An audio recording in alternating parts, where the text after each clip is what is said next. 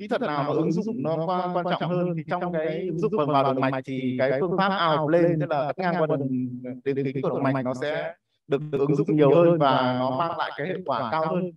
Trong một cái báo cáo nghiên cứu gộp này, người ta thấy rằng với phương pháp Ablation thì cái tỷ lệ thành công ngay từ lần đầu tiên nó khoảng 96%, so với phương pháp Ablation nó khoảng 89-90%. Vậy thì quá trình mình sẽ làm như thế nào?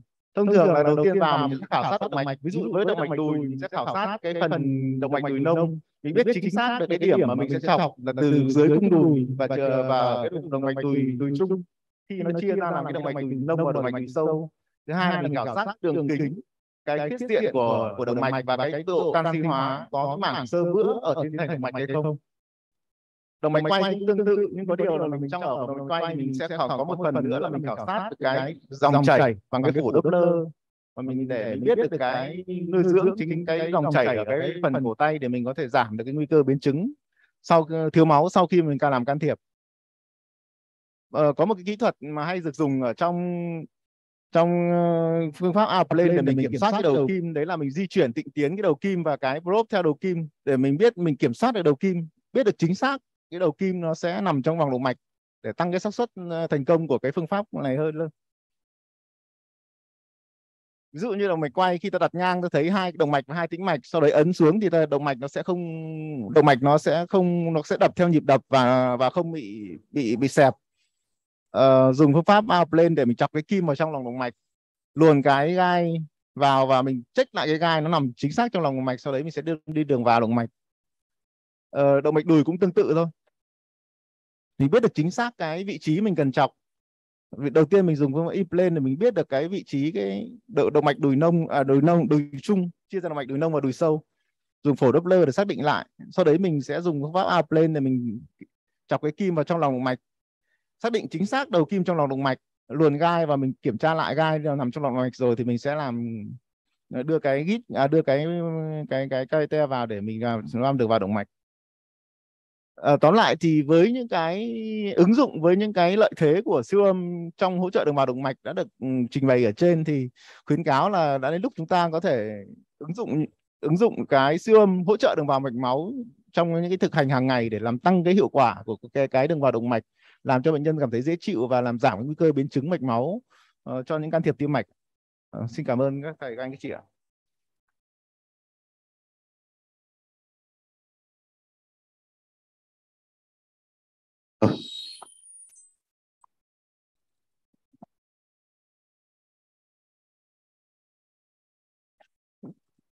Cảm ơn bài trình bày của thạc sĩ Quách Minh Chính ạ. Vừa rồi là ở TCT có một cái nghiên cứu cho thấy rằng nếu mà họ làm thường quy với cả siêu âm mở đường vào mạch máu thì sẽ giúp có một số lợi ích khi mình tiến hành can thiệp động mạch vành qua đường động mạch đùi. Xin hỏi là bên bệnh viện Vinmec Tham City thì mở đường vào mạch máu khi mà can thiệp thì có siêu âm là hỗ trợ 100% hay không, hay chúng ta chỉ trong những trường khó thôi ạ?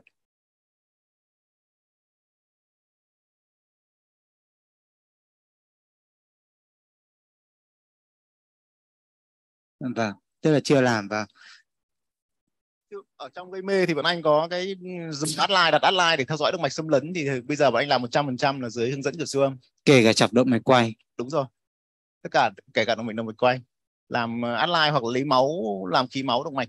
Vâng, thế thì khi mà chúng ta thành thạo như vậy, và tuy nhiên cái này nó có, nếu mà để triển khai rộng rãi thì chúng tôi thấy rằng là thứ nhất là nó vẫn phải có về mặt cơ sở hạ tầng là phải có sẵn một cái máy siêu âm mạch máu gọn nhẹ, và thứ hai là cũng phải bác sĩ tim mạch can thiệp cũng phải thành thạo kỹ thuật mở đường vào mạch máu dưới hướng dẫn siêu âm.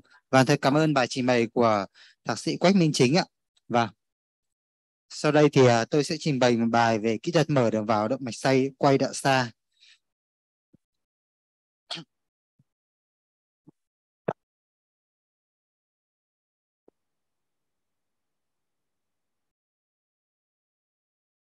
Thì quý đồng nghiệp đã biết rằng là hiện nay thì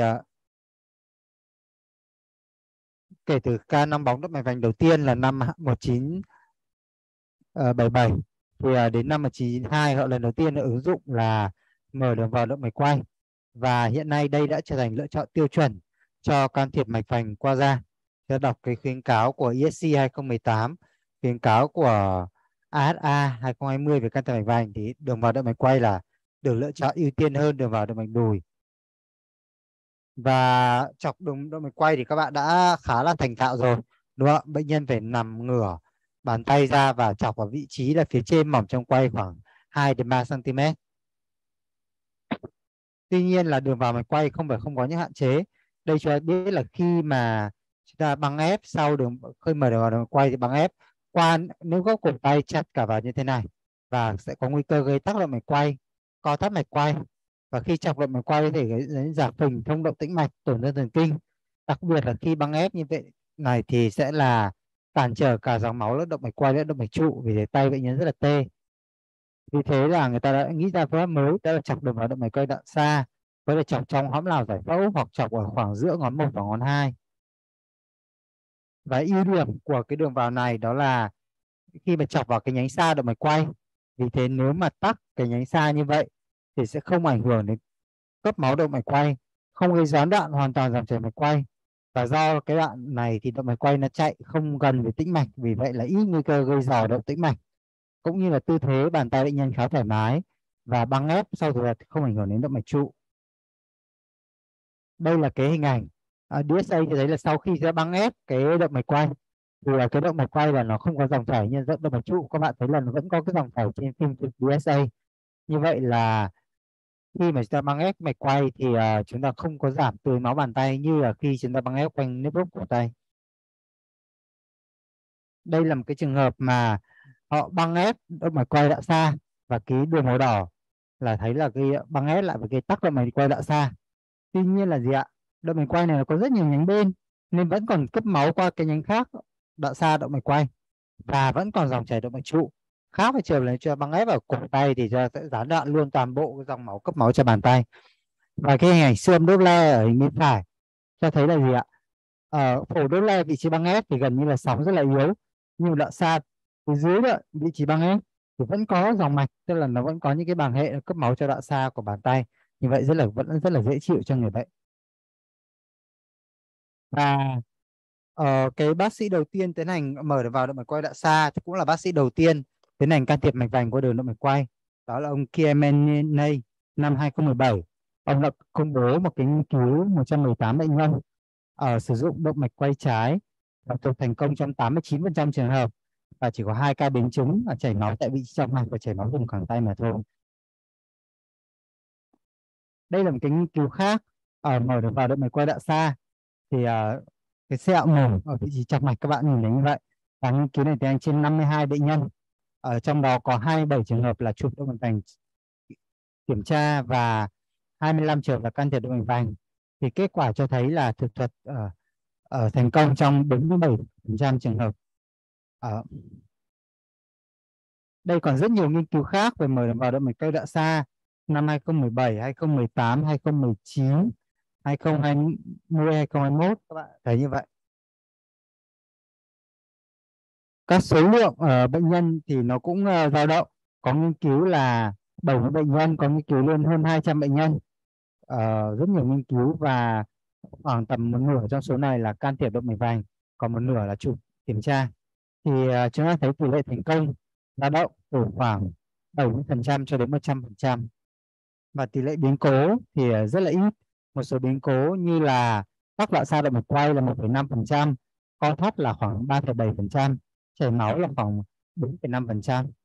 Rất nhiều nghiên cứu, và rất nhiều nghiên cứu cũng cho thấy là không có tỷ lệ biến cố nào được ghi nhận.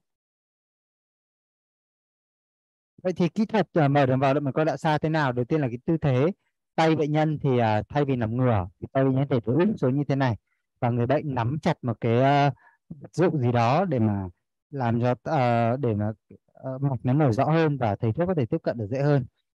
Và chọc mạch, kỹ thuật chọc mạch quay đoạn xa thì khi bắt được mạch thì ta cũng mở đường vào giống như là chọc động mạch quay đoạn gần thôi, đoạn cổ tay, nó cũng không có gì khác cả. Cầm máu sau thủ thuật là một cái phần rất là ưu điểm. Đây tôi trình bày lại cái đoạn quay phim mà điều dưỡng ở khoa tim mạch can thiệp chúng tôi từ cầm máu phẫu thuật cho bệnh nhân. Đấy. Đầu tiên là cũng băng ép, rút cái sheet ra.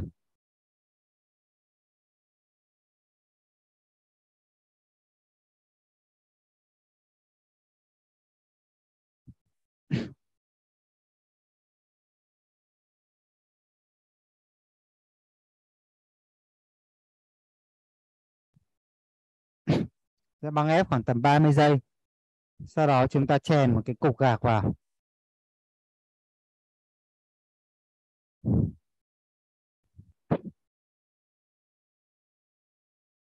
Đấy.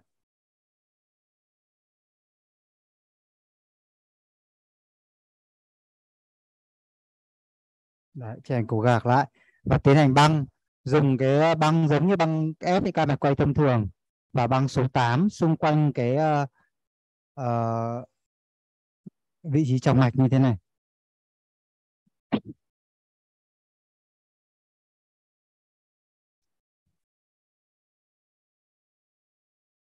Và các bạn có thể thấy là với cái cách băng ép này thì nó không gây bít tắc lại cái động mạch quay ở đoạn qua nước gốc cổ tay, không gây bít tắc động mạch trụ, và vì vậy là tay bệnh nhân rất là dễ chịu, thoải mái. Các bác sĩ làm tim mạch can thiệp nhiều sẽ biết là khi băng ép cái quanh cổ tay thì bệnh nhân sẽ rất là tím tay sau 2 tiếng là tím, còn nếu mà băng số 8 thế này thì bệnh nhân rất là dễ chịu. Đó.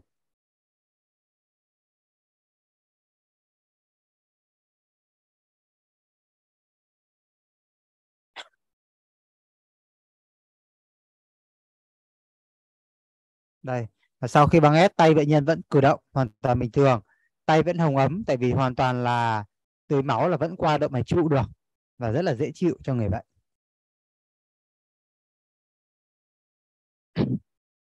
Một số ứng dụng khác của mở đường vào động mạch quay đã xa, đặc biệt là trong cái can thiệp thông động tĩnh mạch ấy, thì họ biết là có một vị trí hay làm thông động tĩnh mạch nhất, đó là cầu nối seminobrescia nối từ động mạch quay đến tĩnh mạch đầu. Và trong trường hợp mà bị tắc thì chúng ta tiếp cận qua đường tĩnh mạch thì nó phải chọc xuôi dòng xuống, và khi mà chụp mạch máu thì nó chạy đi ngược chiều tuần hoàn và vì vậy có thể không hiện rõ tổn thương. Nhưng khi là chọc động mạch quay thì hiện hình rõ tổn thương, nhưng mà ở những trường hợp mà thuộc động cổ tay thì sẽ không đủ Lesion để làm, thì chọc động mạch quay đã xa dễ tiếp cận tổn thương hơn, đủ Lesion để thao tác với dụng cụ. Và đây là một số nghiên cứu so sánh cái đường vào truyền thống với đường vào chọc động mạch quay đã xa, thì kết quả cho thấy là cả hai nhóm này tỷ lệ chọc mạch thành công cũng như là tỷ lệ các cái biến cố nó cũng hoàn toàn tương tự như nhau. Chỉ có một điều là cái thời gian mà phải chọc mạch thì thông thường là chọc cái đoạn xa thì nó tốn thời gian hơn. Nó thường tốn, đây là một trường hợp là 36 giây, mà trở là 46 giây, trên khoảng 10 giây. Thật ra nó cũng chẳng có gì đáng kể sau trong thời hành lâm sàng cả. Nó chọc động mạch quay đoạn xa nó đòi hỏi khó khăn hơn một chút. Tuy nhiên cái thời gian mà cầm máu lại dễ hơn. Nếu mà người ta thấy cái nhóm chọc mạch quay truyền thống cầm máu ấy, 24 phút mới có thể cầm máu được tốt, thì mạch quay đoạn xa thì 11 phút đã cầm máu được tốt rồi. Đây là một nghiên cứu khác đăng trên tờ JCC năm 2021 vừa rồi. Họ đánh giá 282 bệnh nhân, 142 bệnh nhân chọc kêu truyền thống và 140 bệnh nhân chọc đoạn xa, và tất cả các bệnh nhân được làm siêu mạch máu thường quy trong vòng 24 giờ sau phẫu thuật. Kết quả cho thấy là cái nhóm tỷ lệ tắc mạch là cái nhóm màu xanh là cái nhóm chọc theo truyền thống, và nhóm màu đỏ là nhóm chọc đoạn xa. Thì cái nhóm mà chọc theo truyền thống thì có tỷ lệ tắc mạch quay là cao hơn đáng kể so với nhóm chọc mạch quay đoạn xa. Tuy nhiên chọc đường vào động mạch quay đoạn xa cũng có một số hạn chế. Thứ nhất là kỹ thuật chọc mạch khó khăn hơn do mạch nhỏ yếu khó cố định, tốn thời gian hơn.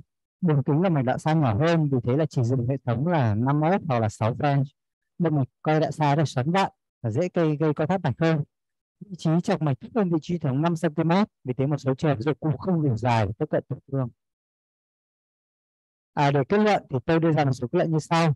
Vị trí đây là một vị trí chọc mạch mới cho các bác sĩ tim mạch can thiệp. Ưu điểm hàng đầu là nguy cơ tắc mạch quay thấp, cầm máu dễ dàng và an toàn, tạo ra sự thoải mái cho người bệnh. Điểm là kỹ thuật chọc mạch khó khăn hơn, và chúng ta cần nhiều nghiên cứu và thực hành để kỹ thuật này trở thành thực hành thường quy trong thời hành lâm sàng tim mạch can thiệp. Đây là một cái trường hợp mà chọc động mạch quay đoạn xa để can thiệp qua đường động mạch quay bên trái. Chúng ta biết rằng rất nhiều trường hợp là mạch quay bị tắc là cho phải làm can thiệp qua đường động mạch quay bên trái. Và nếu mà ở tuyến ngửa như này thì bác sĩ phải với qua bên kia bàn can thiệp, làm thì rất là vất vả cũng như ăn tiêu rất là nhiều. Còn nếu cho mở được mạch quay này hoàn toàn để bảo bệnh nhân bỏ đặt cái bàn tay đấy lên bụng và chúng ta can thiệp được thì rất là tốt. Bài trình bày của tôi đến đây hết. Xin trân trọng cảm ơn sự chú ý của quý đồng nghiệp.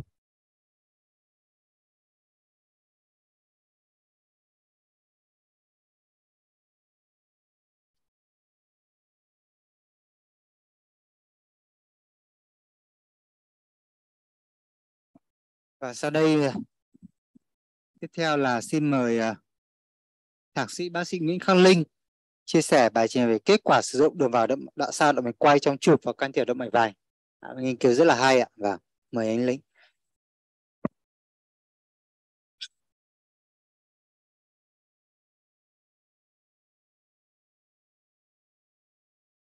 Vâng, kính thưa chủ tọa đoàn, kính thưa các quý đồng nghiệp.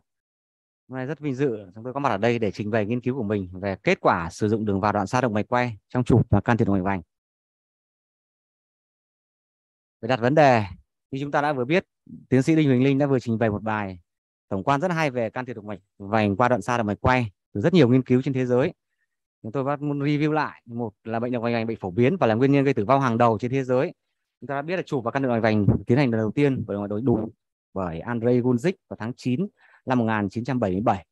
Đến năm 1989 thì Campbell lần đầu tiên đã chụp động mạch vành qua động mạch quay, và sau đó 4 năm thì Nama là người đầu tiên đặt stent động mạch vành đầu tiên qua động mạch quay.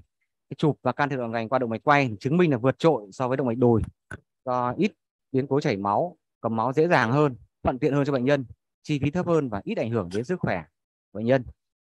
Để can thiệp động mạch vành qua động mạch quay có thể gây một vài biến chứng nhất định như tắc động mạch quay, co thắt, giả phồng, thủng động mạch quay, gây hội chứng khoang cẳng tay cũng như tổn thương thần kinh, sưng đau cẳng bàn tay. Và kỹ thuật can thiệp động mạch vành qua đoạn xa động mạch quay được giới thiệu lần đầu tiên bởi Rogani tại Đại hội Tim mạch quốc tế lần thứ 4 năm 2016. Và cái kỹ thuật này thì được khắc phục được những biến chứng của động mạch quay, đồng thời mang lại thoải mái hơn cho bệnh nhân cũng như bác sĩ, giảm các biến chứng cục bộ tại vị trí chọc mạch và bảo tồn động mạch quay.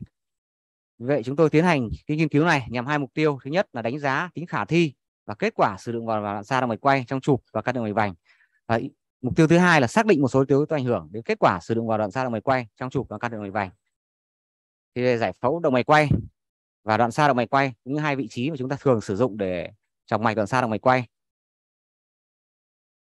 Này thì bác sĩ Huỳnh Linh đã trao trình vậy rồi, tôi không trao đổi lại nữa. Về những ưu điểm thì đối với bệnh nhân, tay bệnh nhân sẽ thoải mái hơn trong suốt quá trình can thiệp. Thứ hai nữa là bảo tồn động mạch quay. Thứ ba là hạn chế biến chứng tắc động mạch quay, giảm thời gian cầm máu băng ép cũng như tháo bỏ băng ép. Mà đối với bác sĩ can thiệp chúng ta có thể dễ dàng chụp động mạch vú trong trái và cầu nối động mạch vành khi chúng ta chụp qua đoạn xa động mạch quay trái. Trước đây chúng ta hoàn toàn phải sử dụng động mạch đùi. Thứ hai nữa là bác sĩ can thiệp có thể chọc đoạn xa động mạch quay trái từ bên phải bệnh nhân một cách rất dễ dàng và thoải mái. Và thứ ba nữa là đây là một vị trí đường vào can thiệp động mạch quay khi mà động mạch quay bị tắc. Thì đây là hình ảnh mà bác sĩ có thể chụp chọc động mạch quay trái một cách dễ dàng khi đứng bên phải bệnh nhân. Và đây ngoài ra trong trường hợp can thiệp phức tạp chúng ta có thể sử dụng cả hai đường vào đoạn xa động mạch quay để can thiệp, ví dụ như can thiệp tắc nghẽn mãn tính hoặc tắc nghẽn CTO. Đây là hình ảnh mà bàn tay bệnh nhân trong chụp và can thiệp động mạch vành qua đường động mạch quay. Bàn tay bệnh nhân thì phải ngửa tối đa và văng.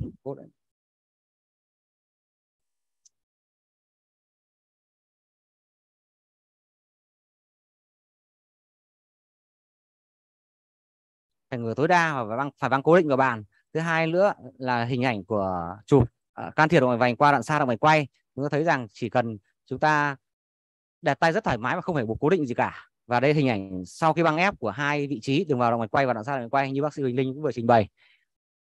Thứ hai nữa là đây là cái biến chứng hình ảnh tắc động mạch quay và tắc động mạch quay vào xa. Khi sử dụng đoạn xa động mạch quay chúng ta hoàn toàn có thể sử dụng được động mạch quay trong những trường hợp mà chúng ta cần sử dụng đến. Cái biến chứng thì tôi xin phép được sử dụng một vài slide của phó sư tiến sĩ Nguyễn Ngọc Quang nói về biến chứng của đường xa động mạch quay. Thứ nhất đó là huyết khối sưng đau sau can thiệp tùy từ mức độ 1 đến mức độ 4 và cách xử trí. Thứ hai nữa là giả phình động mạch quay sau can thiệp và phải xử trí bằng phẫu thuật. Và cuối cùng biến chứng nặng nề nhất đó là biến chứng hội chứng khoang cẳng tay, nghĩa là cần phải phẫu thuật mới cứu bàn tay cho cẳng tay cho bệnh nhân. Và tại bệnh viện Đa khoa Tỉnh Quảng Ninh chúng tôi cũng đã gặp một trường hợp có huyết khối hematome nan rộng và gây lên hội chứng khoang cẳng tay, và bệnh nhân này cũng phải được phẫu thuật, gây lên biến chứng rất nặng nề cho bệnh nhân. Tuy nhiên, đường vào đoạn xa động mạch quay không có những thách thức nhất định. Như chúng ta đã biết, đường kính đoạn xa động mạch quay nhỏ hơn. Điều này được khẳng định rất nhiều nghiên cứu, như ở Việt Nam thì có của bác sĩ Nguyễn Bá Hiển ở tại Viện Tim mạch Quốc gia, ở Hàn Quốc, ở Nhật Bản, Singapore, Thổ Nhĩ Kỳ, ở nhiều quốc gia khác cũng khẳng định rằng đoạn xa động mạch quay kích thước nhỏ hơn động mạch quay. Thứ hai là kỹ thuật chọc mạch đoạn xa động mạch quay sẽ khó khăn hơn. Và thứ ba là thời gian chọc động mạch quay sẽ kéo dài hơn so với đường vào động mạch quay. Và đối tượng và phương pháp nghiên cứu của chúng tôi gồm có 180 bệnh nhân có chỉ định chụp và can thiệp nội vành qua da, được chia đều vào hai nhóm, và các tiêu chuẩn chọn bệnh nhân theo khuyến cáo của Hội Tim mạch Việt Nam và ASA và ACC về tiêu chuẩn loại trừ bệnh nhân gia đình không bị tham gia nghiên cứu và những biến chứng bất thường, những cái giải phẫu bất thường của động mạch quay cũng như động mạch dưới đòn và đoạn xa động mạch quay. Về thiết kế nghiên cứu là nghiên cứu can thiệp có đối chứng. Sơ đồ nghiên cứu của chúng tôi gồm 180 bệnh nhân chia đều vào hai nhóm. 90 bệnh nhân được can thiệp chụp và can thiệp qua động mạch quay và 90 bệnh nhân được chụp và can thiệp qua đoạn xa động mạch quay. Sau đó chúng tôi đánh giá kết quả, biến chứng và yếu tố ảnh hưởng. Về phân tích kết quả thì nghiên cứu của chúng tôi tuổi trung bình là 68,07 cộng 10 trừ 10,28 tuổi. Tuổi thường gặp nhất là 50 đến 75 tuổi trong cả hai nhóm trên 70%. Về giới thì nam giới chiếm chủ yếu. Điều này cũng tương tự với các nghiên cứu khác trên thế giới về cả tuổi và giới. Thứ hai về tỷ lệ thành công trong nghiên cứu của chúng tôi ở đường vào động mạch quay là 95,5% và đoạn xa động mạch quay là 94,5%. Cái tỷ lệ này cũng tương tự với các nghiên cứu, một cái nghiên cứu tổng hợp của CUM với 4.200 bệnh nhân là 95,4% với đường xa và đoạn xa động mạch quay.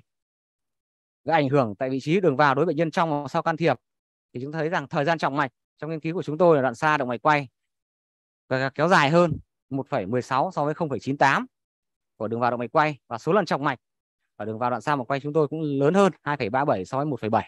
Nhưng tuy nhiên mức độ đau tại vị trí can thiệp, mức độ khó chịu cũng như thời gian đau sau can thiệp, thời gian nới băng ép và thời gian tháo bỏ hoàn toàn băng ép trong nghiên cứu chúng tôi thấy rằng đoạn xa động mạch quay thì ưu điểm hơn rất nhiều, giảm đi rất nhiều so với đường vào động mạch quay với P rất nhỏ 0,000.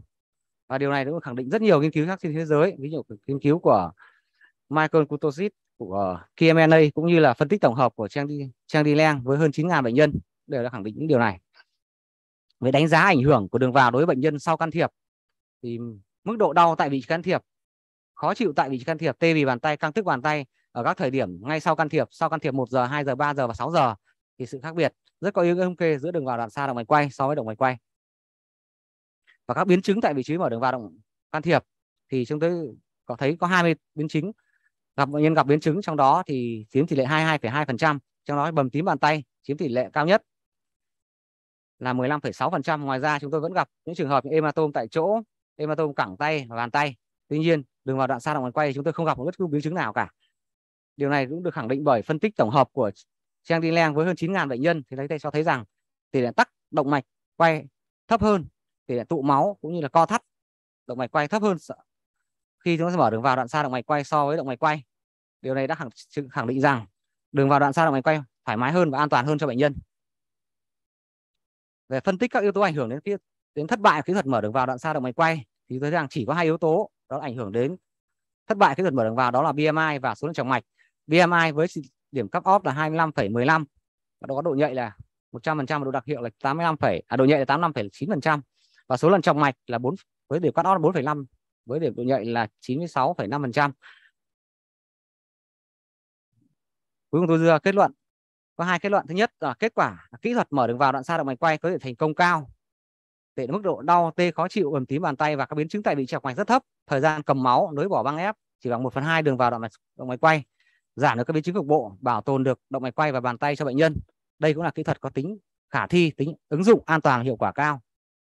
Thứ hai là kỹ thuật mở đường vào đoạn xa động mạch quay hoàn toàn có thể lựa chọn thay thế cho kỹ thuật mở đường vào động mạch quay trong chụp và can thiệp mạch vành, như rất nhiều các nghiên cứu khác trên thế giới cũng khẳng định rằng đường vào đoạn xa động mạch quay có thể là tương lai của tim mạch can thiệp sau này.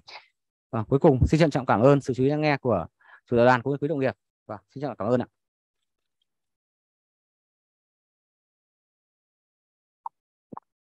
Cảm ơn bài trình bày của bác sĩ Nguyễn Khắc Linh.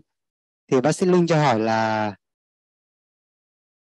hỏi là các bạn có làm siêu âm một cách thường quy 100% các trường hợp sau can thiệp hay không? Thưa tiến sĩ Đinh Huỳnh Linh, thì cái nghiên cứu của em này chủ yếu đánh giá hiện tại thì một số trường hợp đặc biệt thì mới siêu âm lại, chứ không siêu âm lại toàn bộ. Tức là chúng ta không làm siêu âm. Vâng, không làm siêu âm toàn bộ, chỉ đánh giá bằng lâm sàng ạ. Và đánh giá lâm sàng đấy. Cảm ơn. Vì bạn có phải là người trực tiếp chọc mạch quay 90K đấy không ạ? Hay là bạn chỉ lấy số liệu thôi? Ai là người chọc mạch quay đó? Thưa alo ạ. Dạ, báo cáo thưa bác sĩ Đinh Huỳnh Linh, cái này thì toàn bộ đề tài này là chúng tôi làm hoàn toàn trực tiếp, chúng tôi làm cả động mạch quay và không là động mạch đoạn xa mạch quay. Bệnh viện Đa khoa tỉnh Quảng Ninh ạ. Không ạ, cái này thì chúng tôi làm đầu tiên là cái đề tài thì báo cáo là của phó giáo sư Tiến Sĩ Quang đã giao cho từ năm 2020. Thì tôi đã làm được khoảng 30K ở bệnh viện Đa khoa Quảng Ninh, nhưng tuy nhiên là lên thầy bảo là hiện tại thì chúng ta làm hoàn toàn là trên tim mạch, tất cả 90 bệnh nhân này là tim mạch hết ạ. 180 bệnh nhân là toàn bộ về tim mạch hết. Còn ở Quảng Ninh chúng ta thì trước đó đã làm 30K trước khi làm 90K này. 180K là viện tim mạch ạ. Dạ vâng. Bạn là người trực tiếp chọc mạch. Em là người trực tiếp làm từ tất cả các bệnh nhân luôn ạ. Vâng. Thế có một cái câu hỏi này, một bạn ẩn danh nhưng có lẽ là bạn trả lời đi. Đó là vì đường kính đoạn xa nhỏ hơn so với vị trí động mạch quay truyền thống, có hay gặp hiện tượng co thắt mạch hơn không? Thế bạn là người đã trực tiếp chọc. Tôi nghĩ là chọc 90K mạch quay đoạn xa thì hàng đầu miền Bắc rồi. Chắc chẳng có ai thủ thuật viên là chọc 90K mạch quay đoạn xa nhiều như bạn. Tôi chắc cũng chọc được khoảng 10K thôi. Thế bạn có hay gặp trường hợp co thắt mạch quay hay không so với vị trí chọc truyền thống ạ? Thực ra thì đây mà trong cái báo cáo trước của em thì có nói rõ về cái số lượng bệnh nhân mà thất bại và phân tích rõ với những bệnh nhân thất bại đó, và trong đó thì có 3 bệnh nhân là liên quan đến co thắt. Chúng ta chọc được mạch rồi nhưng không luồn được quay lên được. Thứ hai là chọc được mạch rồi luồn được quay lên rồi nhưng mà luồn cái ship vào thì cũng không thể lên được nữa. Đấy, cái tỷ lệ co thắt nó thì nhiều hơn so với đường vào động mạch quay ạ. Cảm ơn bạn. Như vậy là các tài liệu y văn cũng nói rõ rồi là chọc mạch quay đoạn xa, cái distal radial access thì tỷ lệ co thắt là nó nhiều hơn. Và bác sĩ Nguyễn Khắc Linh là người trực tiếp làm cũng nói như vậy. Có một câu nữa là có thể dùng sheet từ 7F trở lên với động mạch quay đoạn xa hay không? Thì xin trả lời luôn, với người Việt Nam thì có lẽ câu trả lời là không. Và với cả động mạch quay đoạn truyền thống thì một số trường hợp mà nam giới ở cơ thể to lớn, đường kính động mạch quay lớn thì chúng tôi có thể chọc dùng được sheet 7F, nhưng mà với đoạn xa thì không ạ. Có câu hỏi là đã có nghiên cứu về việc sử dụng đường vào đoạn xa động mạch quay trong can thiệp thì đầu chưa? Cái này bác sĩ Linh có trả lời được không ạ? Anh là người đã nghiên cứu về cái slide cuối cùng của em là STEMI không phải là đây là cái slide này ạ. Không những của nghiên cứu của em mà các nghiên cứu khác cũng nói rằng STEMI không phải là một yếu tố nguy cơ đáng kể cho sự thất bại của động mạch quay, do chúng ta sử dụng hoàn toàn có thể sử dụng được. Tuy nhiên thời gian có thể hơi, như bác sĩ Huỳnh Linh đã nói sau ở đầu ấy, có thể hơi dài hơn một chút, mất khoảng chục giây hoặc hơn 20 giây gì đó trong lúc chúng ta mở đường vào. Còn lại chúng ta hoàn toàn có thể sử dụng được trong STEMI ạ. Vâng, cảm ơn câu trả lời anh. Tức là về nguyên tắc thì cứ mở đường vào được và làm được thôi. Nhưng mà theo quan điểm của tôi thì khi mà can thiệp mạch vành thì đầu là chúng ta phải mở thông mạch vành càng sớm càng tốt. Thủ thuật nó phải nhanh và hiệu quả, thì chúng ta cứ phải quen thuộc cái đường vào nào là chúng ta phải sử dụng đường vào đấy cho nó chắc. Chứ đấy không phải là cái lúc mà chúng ta luyện tập chọc mạch quay đoạn xa, không phải là cái lúc làm STEMI. Xin cảm ơn anh Linh ạ. Câu trả lời rất là hay. Không hiểu là Hải Phòng có câu hỏi gì nữa không ạ? Anh có bình luận gì?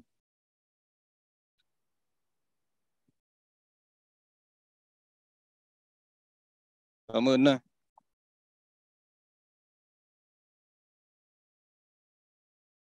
Alo. Vâng. Cảm ơn những bài báo cáo rất hay của các quý bạn đồng nghiệp. Thế thì tôi ở Bệnh viện Đa khoa tỉnh Hải Dương thì cũng cái kỹ thuật mà đi cái đường đoạn xa động mạch quay của các bạn ấy cũng chưa thực hiện. Thế thì tôi cũng xin muốn hỏi rằng là ở Bệnh viện tỉnh Quảng Ninh ấy, thì cái tỷ lệ mà chúng ta thực hiện đường vào đoạn xa đấy thì khoảng bao nhiêu %? Và trong quá trình thực hiện đấy thì chúng ta lựa chọn những cái đối tượng nào để chúng ta đi cái đường vào là đoạn xa, và đối tượng nào thì chúng ta đi vào cái đường vào truyền thống. Vâng, cảm ơn câu hỏi của quý đồng nghiệp. Thứ nhất thì ở bệnh viện, thực ra lần đầu tiên chúng ta triển khai thì cũng cái đường vào động mạch quay thì cũng cách khoảng đây là ít nhất là từ cuối năm 2020 nó bắt đầu triển khai rồi. tại vì Minh và hồi đấy chỉ có mình tôi làm thôi. Sau khi mà làm xong, sau khi mà làm một thời gian, chúng tôi có giao chuyển, tại vì trong kíp này tôi có bác sĩ Tuấn nữa, bác sĩ này Tuấn thì luôn làm cả về vấn đề cầu tay nữa, thì chúng ta chuyển ra bác sĩ Tuấn và cũng đã làm rất nhiều ca liên quan cầu tay, long tắc cầu tay tự tại vị trí đoạn xa động mạch quay. Đấy, và gần đây thì chúng ta sử dụng đường xa động mạch quay nhiều hơn rất nhiều so với trước. Đấy, và thường tôi theo kinh nghiệm ấy, thì những giai đoạn đầu tiên ấy, chúng ta nên lựa chọn những bệnh nhân nào mà khi mà chúng ta bắt mạch đoạn xa động mạch quay rất là rõ, đó, xác định rõ, và không những bắt vạch tại vị trí rõ, tại động mạch quay nó không chạy thẳng như đoạn xa động mạch quay không chạy thẳng như động mạch quay, nó sẽ chạy hơi vòng chết trong này. Vì thế khi chúng ta bắt mạch chúng ta phải bắt theo cái đường đi của nó. Nếu đường đi mà sờ rõ mà dọc đúng đường ấy đúng như thế thì chúng ta nên chọc, và có thể chọc cái thành công đến khá cao, đến trên 90%. Đấy, còn những trường hợp là nó khó hoặc nó ấy qua, chúng ta có thể giai đoạn đầu chúng ta không nên sử dụng. Đấy, thì thành công sẽ cao hơn. Tuy nhiên trong nghiên cứu chúng tôi cũng nói đây là thực ra thì cái nghiên cứu này thì sau khi đã qua 30 bệnh nhân tôi chọc sơ rồi thì bắt đầu 9 bệnh nhân này thì gần như tỷ thành công khá cao. So với đường vào động mạch quay thì không có sự khác biệt nhiều, 94,4% cơ, chỉ thất bại có khoảng 5 bệnh nhân thôi ạ. Vâng, thế thì hoàn toàn có thể sử dụng được ở các bệnh viện khác. Chúng ta giai đoạn đầu chúng ta có thể sử dụng các cái vị khi nào bắt mạch những bệnh nhân to lớn, đương nhiên những bệnh nhân to nhưng các cao, nhưng bác sĩ Huỳnh đã nói đấy, do cái vị trí này nó xa hơn khoảng 5 cm, chính vì những bệnh nhân mà trên 1m7 theo kinh nghiệm của tôi là không nên chụp. Tại chúng tôi có những bệnh nhân trong cái báo cáo trước tôi có một cái bệnh nhân mà trên 1m7 chúng ta sử dụng đường này thì chụp rất là với, mà gần như cái sông chụp nó sát tận nó một chỗ nó mới chụp đấy. Còn nếu mà cao hơn nữa thì chúng ta không thể chụp được đường này được. Nên chúng ta cũng lựa chọn bệnh nhân thì cũng hạn chế những bệnh nhân là quá cao.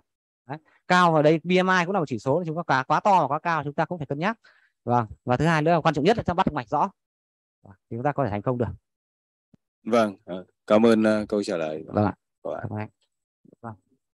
Vâng. Xin mời em. Đây.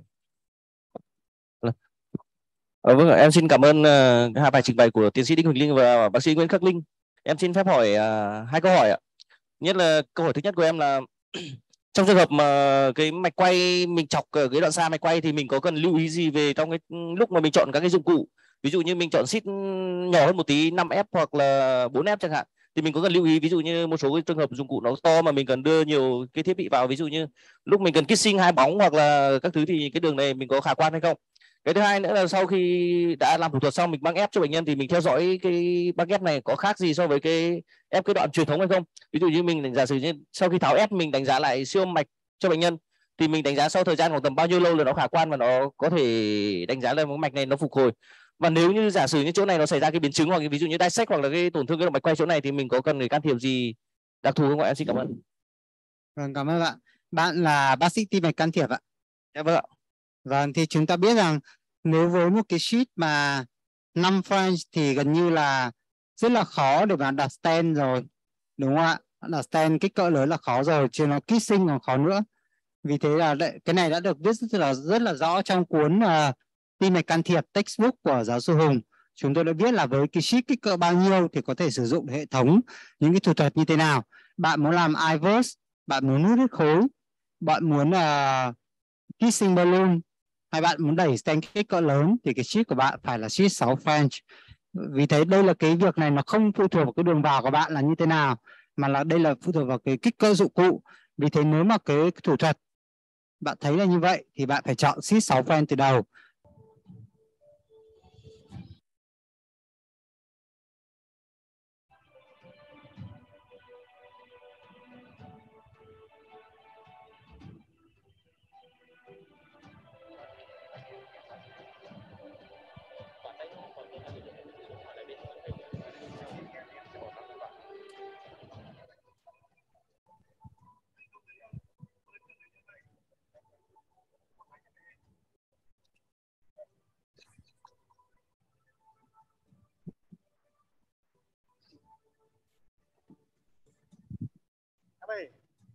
Hai.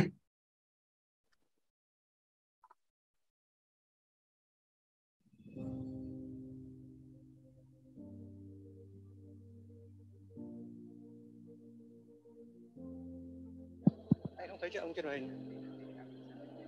Nó phải hẹn trên màn hình để giao diện chứ không hiện à? Alo. Hello. Chuyển lên màn hình để giao diện đi. Chuyển speaker lên màn hình để giao diện. Alo.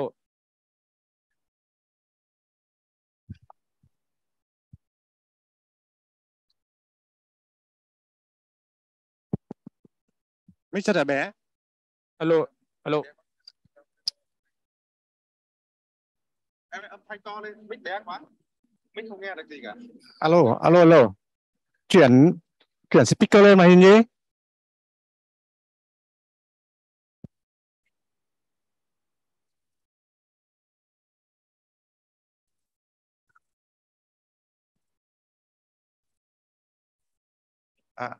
Doctor nào đấy nhỉ? Hello, doctor. Gia Cô Khả. Can you hear me? I can hear you. Yeah, you can see me. I see you very well. Oh, okay. Gallery. Okay, you can see me. That's good. I know my camera is a bit poor, but my PowerPoint should be clear. Okay, I see. Okay, let me introduce something for my colleagues in the room. Ta đã giờ bắt đầu. Chúng ta biết thì mỗi 2 năm Đại hội Tim mạch Việt Nam thì tổ chức một lần để cập nhật những kiến thức mới để điều trị những bệnh tim mạch. Thì hôm nay như thường niên, Hội Tim mạch học Việt Nam đã tổ chức đại hội lần thứ 13, 18 tại Quảng Ninh. Và đây là một cái phiên đầu tiên bắt đầu về tim mạch can thiệp, sẽ nói về những cái khó khăn và những thách thức khi mà chúng ta thực hiện can thiệp tim mạch, những đặc biệt những tổn thương nặng như là canxi hóa. Ta biết là canxi hóa là một thách thức cho bác sĩ tim mạch can thiệp chúng ta, và đã thách thức bởi vì chúng ta đã biết rồi, làm thì khó, tỷ lệ thành công thì thấp và outcome lâu dài bệnh nhân cũng kém. Thế thì hôm nay trên cơ sở này, trên trường này chúng ta sẽ cập nhật những cái kiến thức mới nhất, những cái dụng cụ mới nhất để giúp chúng ta can thiệp canxi hóa dễ dàng hơn, cho long term bệnh nhân tốt hơn. Bài đầu tiên báo cáo, xin please I would like Dr. Zawa with your presentation, please. Thank you. Right. Hi. Thank you very much for the invitation to talk at the BNHA meeting. I'm sorry I can't be there in person. I'm at a meeting in Singapore, but thanks once again for the invitation. So let me open my slides. My topic for today is how to choose appropriate tools for PCF calcified lesions. My name is Rajnikant Rajagopal. You can call me Raj. I'm an interventionist in Brunei. Right. Before treating calcified lesions, the first step is imaging. There's an algorithm here on the left. There are many algorithms to treat calcified lesions. They all follow the same principles. First, you do imaging to look at the severity of the calcification, and depending on the findings, we choose the appropriate plaque modification tools. We all know that angiogram can underestimate the severity of calcification, and it's important to do IVS or OCT in patients with suspected heavy calcification. And this is what we can look at. We first define or describe the calcium based on the arc of calcium, based on whether it's superficial or deep. And then we can go on to quantify it as mild, moderate, or severe. OCT has some advantages over IVS because we can measure the thickness of calcium. And as you can see from the images, OCT will show you very nicely whether the calcium is deep, superficial, or if it's nodular. So once you have done that quantification and assessed the calcium on imaging, we can move on to choose the appropriate plaque modification tool. So broadly, we have ablation techniques. We have intravascular lithotripsy, which is relatively new. We have modified specialty balloons like cutting and scoring balloons. But it's important to remember there are adjunctive tools which can come in quite handy in completing our procedure successfully. The purpose of doing all this is to increase the vessel compliance and obtain luminal gain. So we want to make the vessel wall compliant and we want to make the lumen bigger. So we have to use a combination of these tools to achieve that result. So we'll go through them one by one briefly. Road ablation. Sorry, doctor. Yeah. We cannot see the slides. Oh, you can't? Yeah, cannot see the slides. I'm sorry. Let me just share it again. Yeah. Thank you for telling me. Sorry.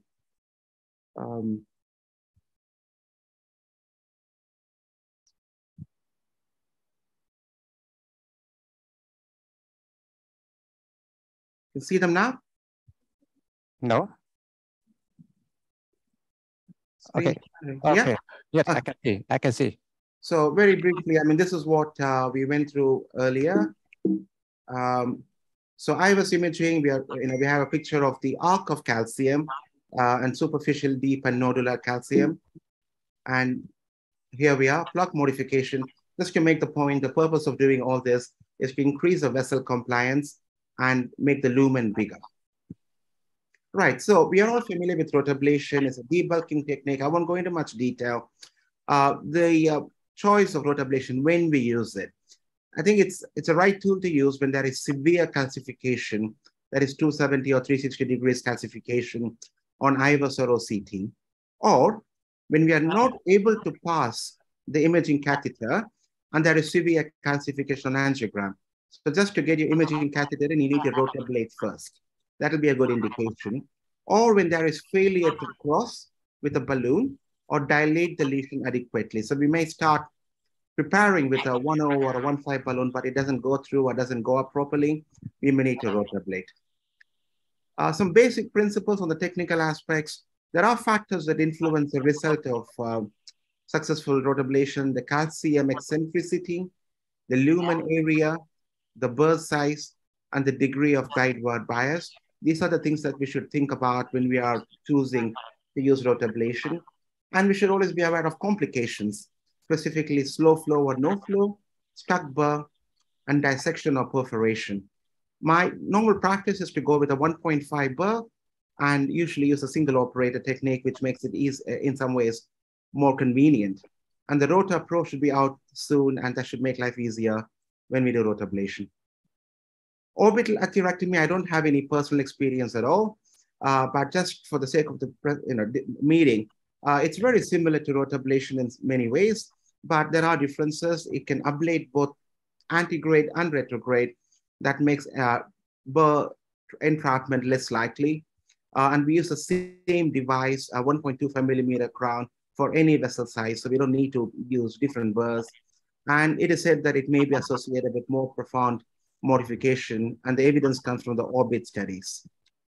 And this is a kind of OCT appearance that you can get after doing rotablation or orbital atherectomy. So this is a paper from Mount Sinai, where they describe the tissue modification, which can be very little. So like you see on the pictures on the left, what we call micro dissections or this superficial intimal flaps to slightly deeper cuts in the intima, like you see in the middle. And on the right, you see much deeper intimal and medial dissections following rota or following orbital atherectomy. And this will give us an idea about what the next step should be, if we should do more vessel preparation or if we can deploy a stent. Now, IVL is relatively new. It works on the principle of pulsatile mechanical energy. So you have emitters which are placed in a semi-compliant balloon, and this is inflated inside the vessel, like you see here. I'll play this video. This is from one of our cases. So this is what happens. You deliver the energy pulses, and it goes and cracks the calcium, both superficial and deep layers. So it's quite easy to use, low risk of complications, and an added advantage that it can deal with calcium behind under expanded stents. So we look at a case example here. This is a 48-year-old man with end-STEMI, infralateral SPT changes, diabetic, and he's on dialysis for chronic kidney disease. So you can see their culprit lesion is a very proximal RCA stenosis. It doesn't look particularly calcified on the angiogram. So this is a great example of where angiogram may underestimate the calcium, because when he went ahead and did OCT, we saw this appearance of severe calcification. You can see on the still picture on the right that there is almost circumferential calcium, and it's very thick. I think if you measure this, it's around 1.2 millimeters or something, and anything more than 0.5 millimeters is severe. So this is very severe. So concentric and thick. So we took up a shockwave balloon. You can see on the picture on the left, there is wasting under expansion of the balloon in the middle. So that's just at 4 atmospheres. And we delivered 40 pulses. And there's a bit of disturbance in the video, but you can see that waste has given way. And on the right is the final picture with the same at 4 atmospheres. You get full expansion of the balloon. So it's important to remember, it's not the balloon inflation that cracks the calcium. It is the energy coming out of the balloon. So you just maintain at 4 atmospheres. and deliver the energy until the calcium cracks and the balloon expands to its full size. So after that, it was, this is a OCT after the IVL. You can see the green arrows pointing at fractures in the calcium, and the blue arrows are showing some dissections, a smaller dissection on the left and a bigger dissection here on the right.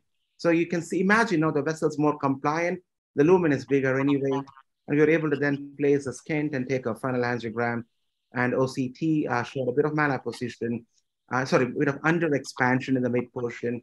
We post-dilated that and we got a good final result. So this case shows us the value of using imaging, OCT in this case, to assess the calcification, the use of IVL to prepare the vessel, and the importance of optimizing in the end after putting in a stent. So those are these ablation and lithotripsy tools, but modified balloons are the other option for calcified lesions. We'll start with the cutting balloon. The one we use now commercially is a Wolverine cutting balloon, which is an improvement on the old modification on the old Flextome cutting balloon. The cutting element itself remains about the same, but they have reduced the non-functional height of the cutting element, and that makes the balloon more deliverable. And what it does is it treats fibrotic lesions, and it causes this kind of micro incisions. By doing that, it increases the compliance of the vessel.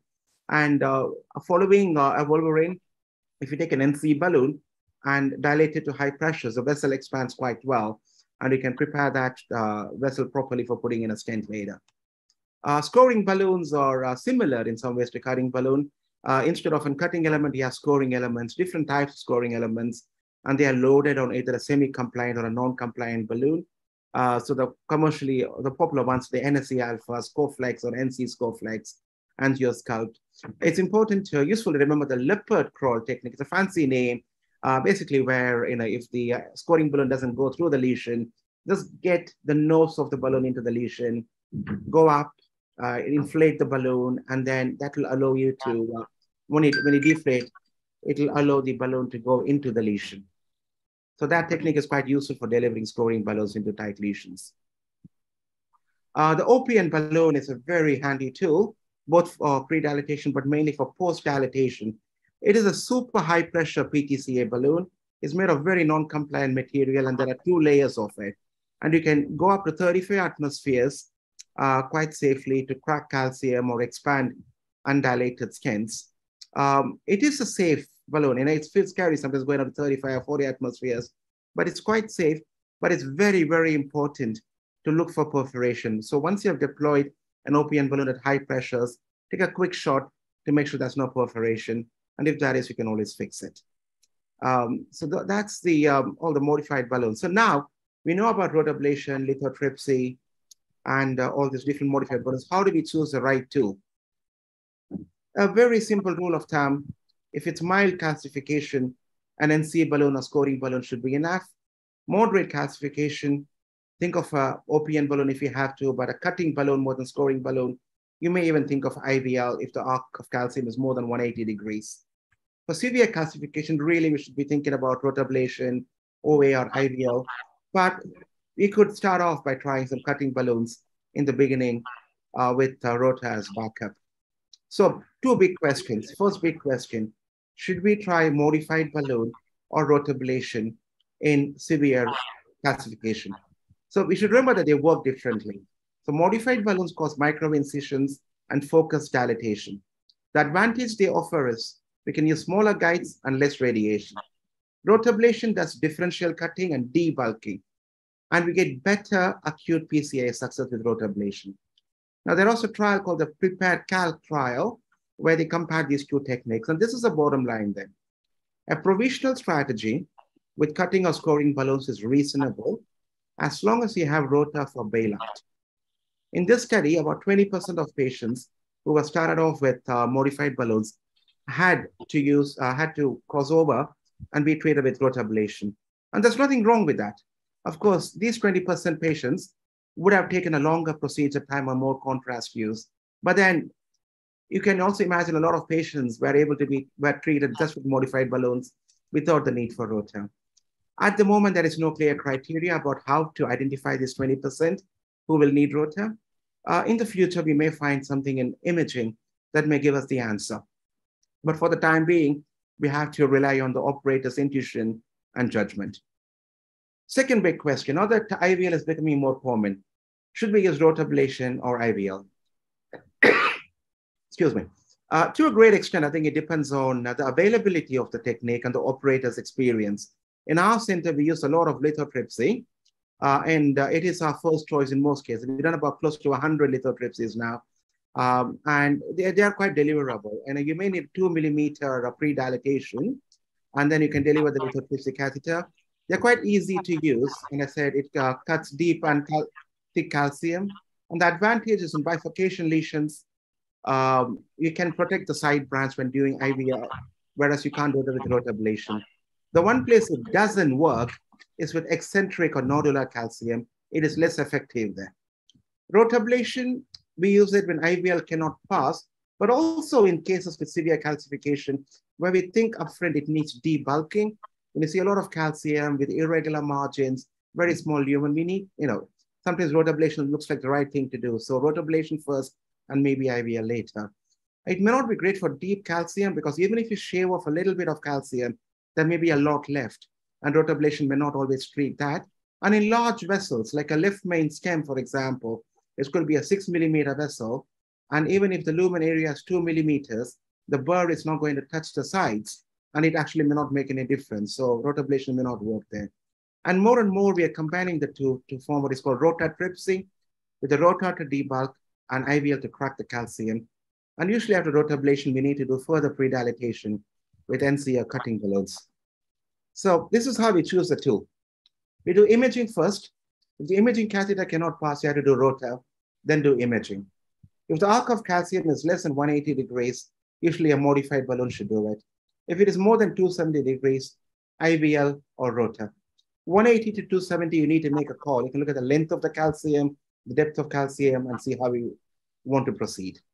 For deep calcium, IVL is better than rota. And whatever we do, optimize the stent with imaging in the end.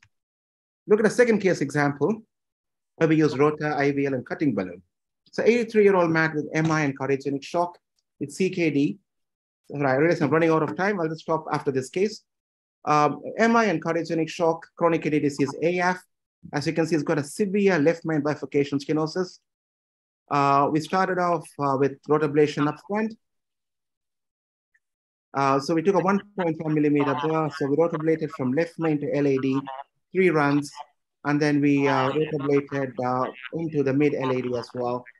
We didn't do the very distal lesion because it's a small vessel and there's quite a bend there. But we got a decent result after the rotablation. And then we did IVL because there was still a lot of calcium. We wired the circumflex at this point because we wanted to protect it. And we then did IVL with a 3 millimeter balloon, 5 cycles. And that led to good expansion. And we did that all the way back to the left main as well. We could not pass the IVL balloon into the ostial circumflex because once the balloon's inflated once, it doesn't, the profile becomes bigger, it's difficult to cross. So we just did one set of pulses in the ostium of the circumflex. Then we took a cutting balloon. And after that, we got a really good result. We just deployed a DEB to avoid putting in a second stent. And then we stented from left main to LAD, we ported, and that was the final result. So the reason I showed this case was to show the value of the combining rota and IVL. Rota to debulk and create a passage, IVL to crack calcium and increase the vessel compliance. And also by using a cutting balloon in the circumflex, you were able to treat it adequately and treat with a DEB and keep to a simple single stent strategy. And so adjunctive tools come in very handy. It's important to make sure you have them on the shelf to help us with tough cases. I won't go through this case in detail. It's a RCA CTO where we crossed, and we had difficulty crossing, after crossing with a wire, difficulty crossing the calcified lesion. We used small balloons, NIC Nano Hydro, 1.25 millimeter, Sophia 3. These are great balloons for crossing tight lesions.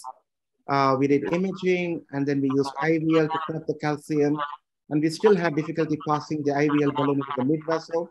We use a buddy wire technique, Seon glue extra support. Extra support wires can be quite handy in tortuous calcified vessels. Then finished IVL, cutting balloon, and stent, and we had a good result. So key points, last slide. Intravascular imaging. So every calcified lesion can be treated better if you do intravascular imaging. Block modification will increase your vessel compliance and lumen gain. It should be based, the choice is based on severity of calcification and on operator experience and the tool availability. And I would recommend rotablation or IVL upfront in very severe lesions or when balloons don't work. And whatever we do, optimize the stent in the end. Thank you very much again, and I wish I was there in beautiful Hanoi, hopefully next time, and hope you're all having a great time there. Thank you. Yeah, thank you. Thank you very much, Dr. Rajgopa, for a very nice presentation. Next, I would like to present Dr. Al-Fazi Omar, come from Kuala Lumpur, Malaysia, with topic physiological and angiographic outcome on PCI and calcified lesion. When the outcomes is acceptable. Chúng tôi xin trân trọng giới thiệu bác sĩ Fazin Omar đến từ Malaysia với chủ đề là kết quả can thiệp tổn thương vôi hóa thế nào được coi là chấp nhận. Please, Mr. Dr. Omar, please.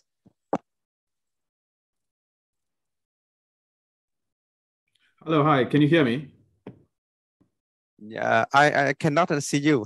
Yeah, something wrong with my video, so I can't share my. But can you see my slides? Yeah. Okay, so sorry, my video. I don't know what's wrong, but anyway, I put my picture there.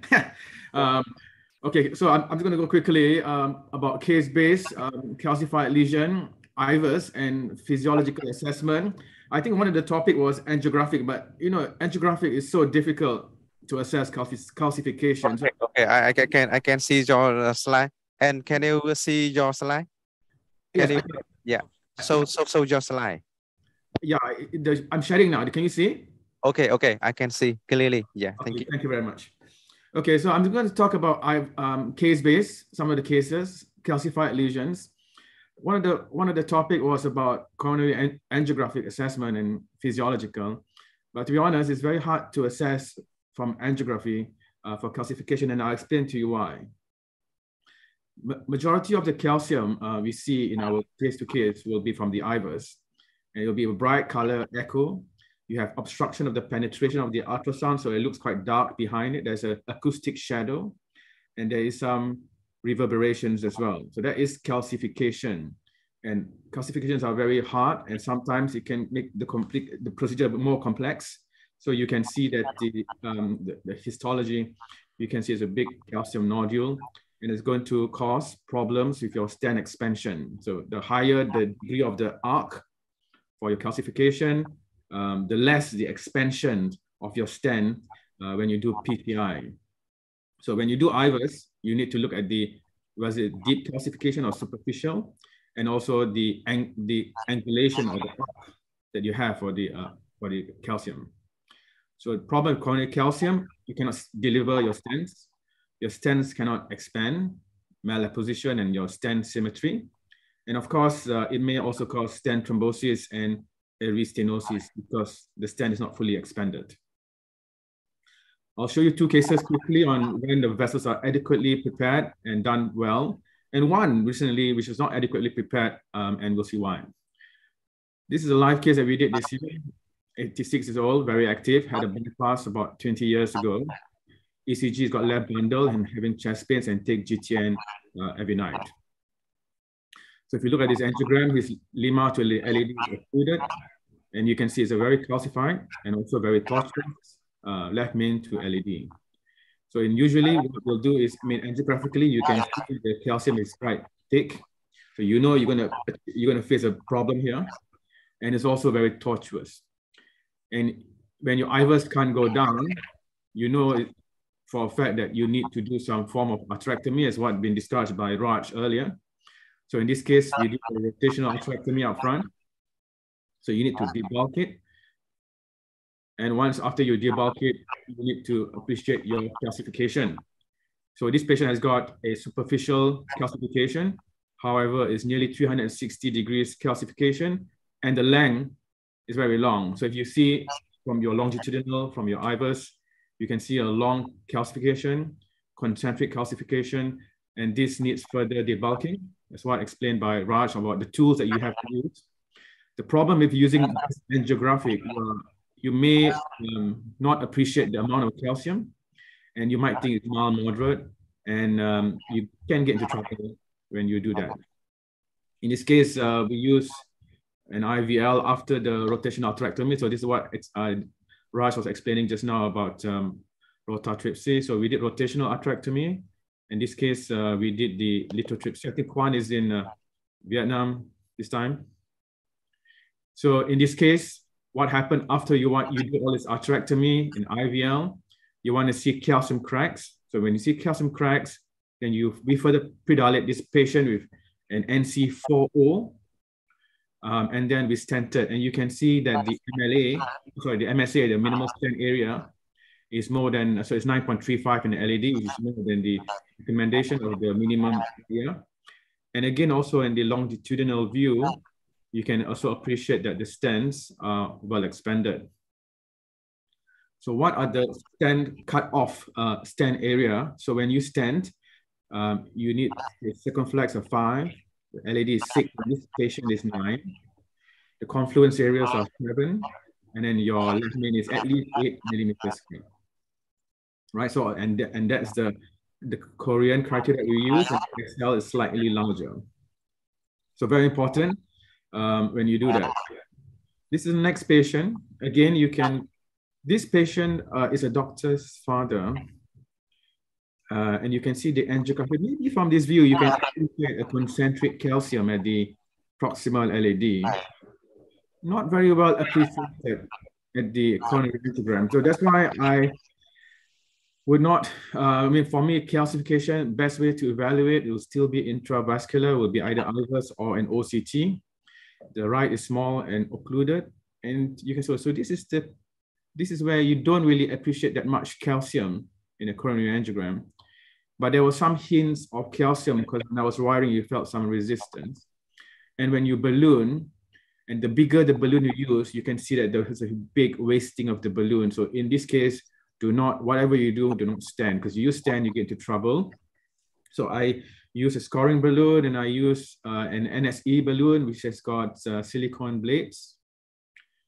And again, you can see the bigger the balloon, the more you can appreciate the amount of wasting. So if you use a small balloon, you may not appreciate it.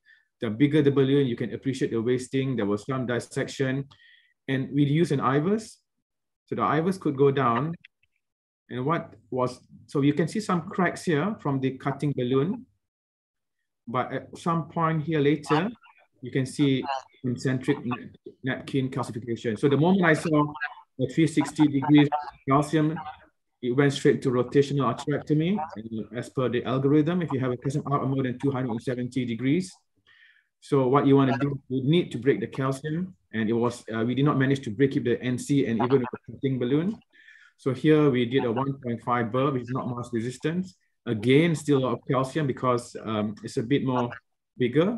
And the NSC balloon is still very tight. So we changed to 7 French, and then we took a 1.75 burr rotational atherectomy. However, after that, the NC balloon still did not open, so you can see wasting. Do not stand. So here we went up higher pressure, or you can use an OPN balloon. And this is when you know you have finally opened up the vessel prepared well. And this is only now where you will be able to implant a stent. So here we did a PCI to the LAD. We did a PCI to the circumflex. So that's the circumflex. This is the LAD after vessel preparation. And from the IVUS, you can see the vessels are well prepared. So very important, do not implant a stent when you see a balloon wasting. And sometimes you can fail to appreciate the balloon wasting if you use such a small balloon.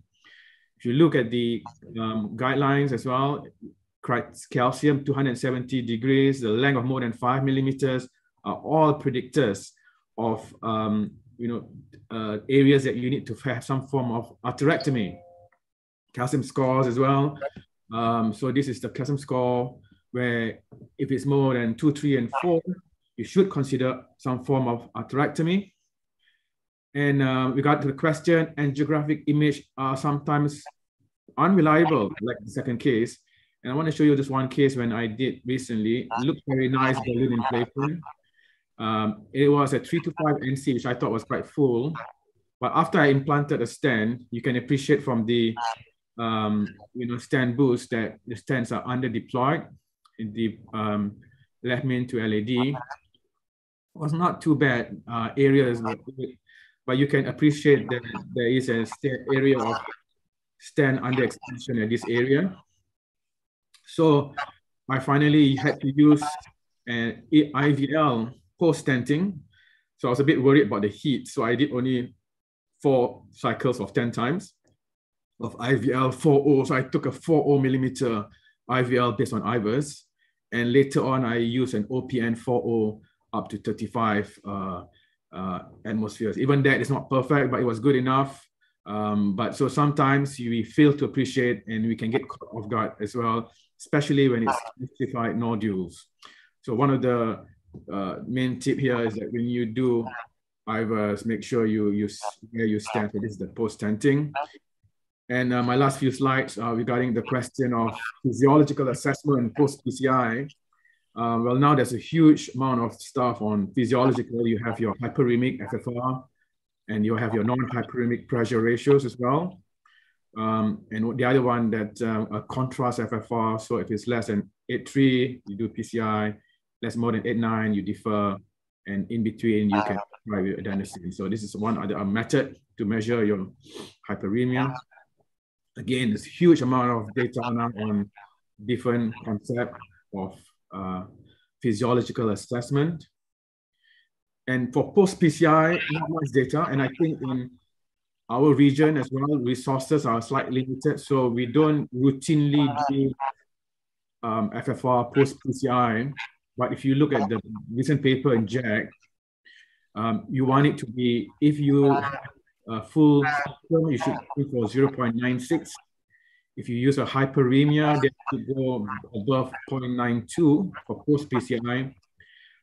So this is where the flow, when you do a PCI, of course, you want to try and make your ratios higher so that there has better outcomes. Although we don't do it in my practice as well, because right now, mostly angiographic assessment, followed by IVUS assessment by the criteria given. Occasionally, I would use FFR to guide post-PCI. So this is one of the differences between IVL and rotational atherectomy. And this was the guidelines algorithm showed by Raj earlier as well on when you want to decide on calcification. So I wouldn't decide calcification and post-PCI based on angiographic, but if you don't have an IVUS and you have a severe wasting, do not implant a stent at that time because the stent will definitely be underexpanded. But IVUS or OCT will be a better tool to assess post-PCI. And physiological as well, you try to aim above 0.89 or 0.92 post-PCI to have better long-term outcome. So my last slide here today is lesion calcification is a problem if you can get issue with stent thrombosis and underexpansion. So the best way to me is to study before you stent by intracoronary imaging and using proper devices to debulk and atherectomy. And once you've done that and you implant a stent, you assess your post-stenting, make sure that you have good expansion, and that should translate to better long-term outcomes. Okay, thank you very much. Thank you, Dr. Omar from Malaysia, with a very nice presentation. Now bây giờ chúng ta còn 3 phút để có thể thảo luận. Xin mời các bạn có câu hỏi hỏi báo cáo viên, chúng tôi sẽ phiên dịch lại cho các bạn.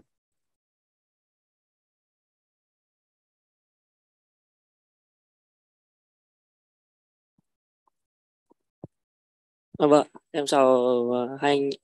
Em có câu hỏi là hỏi báo cáo viên là trong những trường hợp tổn thương vôi hóa ấy, thì ngoài việc chuẩn bị tổn thương tốt cũng như là thăm dò hình ảnh trong lòng mạch vành để tối ưu hóa kết quả điều trị, thì kinh nghiệm của ông trong việc lựa chọn loại stent gì liệu nó có ảnh hưởng đến cái việc kết quả điều trị này không ạ? Em xin cảm ơn. Hỏi doctor nào? Hỏi doctor Omar hay doctor Zagawa? Em hỏi báo cáo viên Omar ạ. Omar. Dr. Omar? Dr. Omar, can you hear me? Yes. Okay. my colleagues ask you a question. He want to know when we decide for calcified lesions, except the prepare wood, except wood preparation lesions. What kind of stent we can choose for the wood outcome? What kind of stent? Yes, after we prepare the lesions, what kind of stent we choose? Yeah, I think the key here is, I mean, to be honest, the type of stent I don't think matters so much anymore, because stents are all very good. I have no preference from stent A to stent B to stent C. I think the most important is the pre and post. So the pre is assessment of the pre-dilatation. So the better the pre-dilatation you do, the better the outcome. And the post-dilatation, make sure that you expand the stent fully.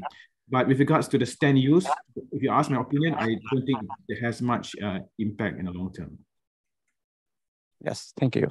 Ông ấy nói là cái quan trọng chuẩn bị tổn thương là tốt nhất, là cái tốt nhất, chỉ càng tốt bấy nhiêu kết quả outcome càng tốt, không có phải tùy ten thuộc, không có nhất thiết phải chọn ten nào. Hết giờ chưa? Chúng ta còn 3 phút nữa. Và còn 3 phút nữa thì tôi xin tổng kết các bạn 2 bài của Dr. Angiography từ Wolverine và Dr. Omar from Malaysia báo cáo 2 bài. Bài đầu tiên thì Dr. from Wolverine nói cho ta là cái cách lựa chọn dụng cụ để chuyển bị tổn thương canxi hóa, và trong tổn thương canxi hóa đấy thì chúng ta lựa chọn như thế nào thì phụ thuộc hoàn toàn. Đầu tiên chúng ta làm IVUS, làm hình ảnh IVUS OCT, sau đó thì chúng ta từ cái tổn thương đó, từ mức độ dày IVUS, tổn thương dài IVUS, chúng ta chọn cái dụng cụ, có thể là áp lực cao, có thể cutting, có thể rota hoặc orbital, tức là IVL, tùy theo điều kiện chúng ta. Sau đó khi chuẩn bị tốt rồi thì chúng ta sẽ đặt stent, nhưng thì kết quả nó sẽ về outcome sẽ tốt hơn.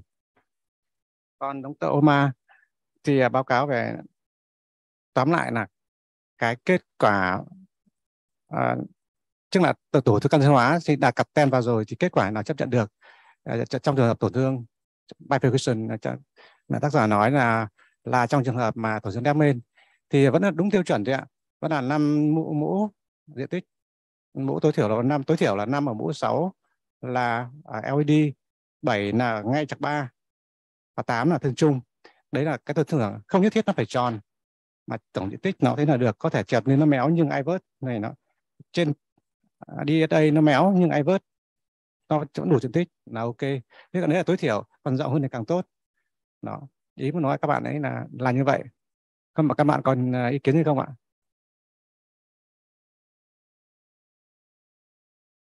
Thank you, Dr. Zagogwa from Brunei and Dr. Omar from Malaysia. Thank you very much, and see you again. Thank you. Bye bye. Yeah. Now it's the time to go to Lesions. Hai ông kia có lên cho em ơi. Hai ông kia có chưa?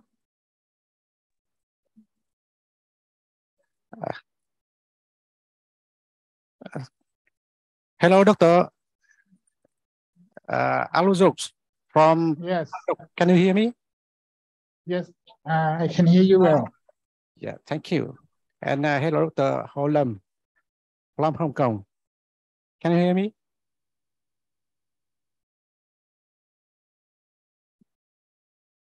Okay. I cannot hear you, Dr. Hong. Yeah.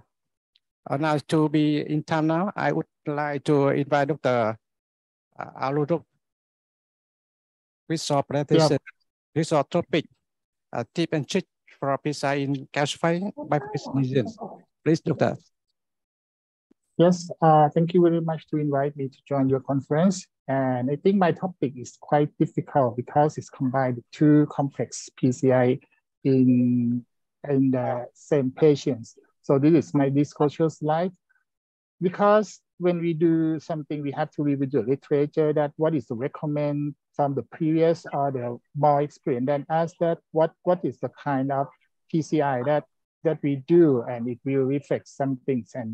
And this is only one paper that they mentioned about the calcified and bifurcation. They said that if you have the bifurcation with type A lesion, around proximal distal and the side branch. You can do according to the study before, like the DK crash trial or the Cura trial. But if you have any Medina, but you have type B or type C lesion, this says that one stent is preferred. Maybe you have to use including the DCB or the rotabrator, or the two stent technique will be the DK crash. And if you can put the IVAS to use, and I think if you can do it, it will be better to use the IVAS. And the final kissing, they also recommend that if possible. That means sometimes when you have the type C lesion, especially for the calcification, maybe everything got bad. But if you ask me that how can I share your idea about this PCI for bifurcation? First thing, you have to know your enemy. The enemy of the bifurcation is start from the histopathology. The plaque burden in the bifurcation region is at the opposite side of the carina. Like the data from Dr. Wolverine presented in JACC in 2010, she's already do the histopathology that the plaque deposit and the plaque thickness is around the opposite side of carina in both main vessel and side branch. The less calcium is at the carina.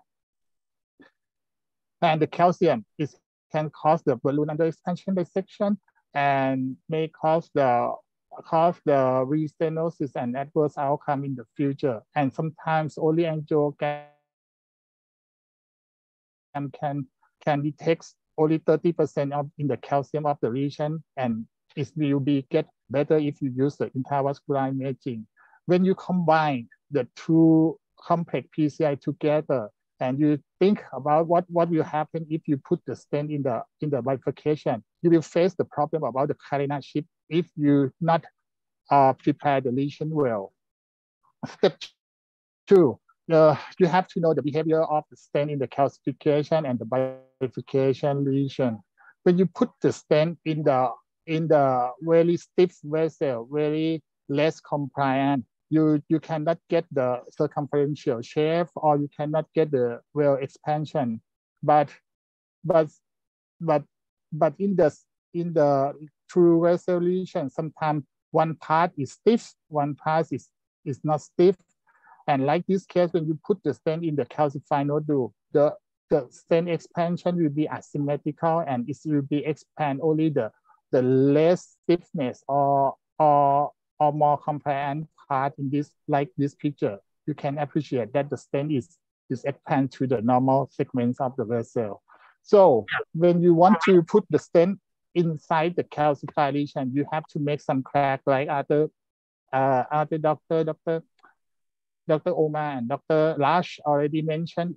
You have to see the calcium crack, because you have to make the vessel more compliant, and it will be get real stent expansion.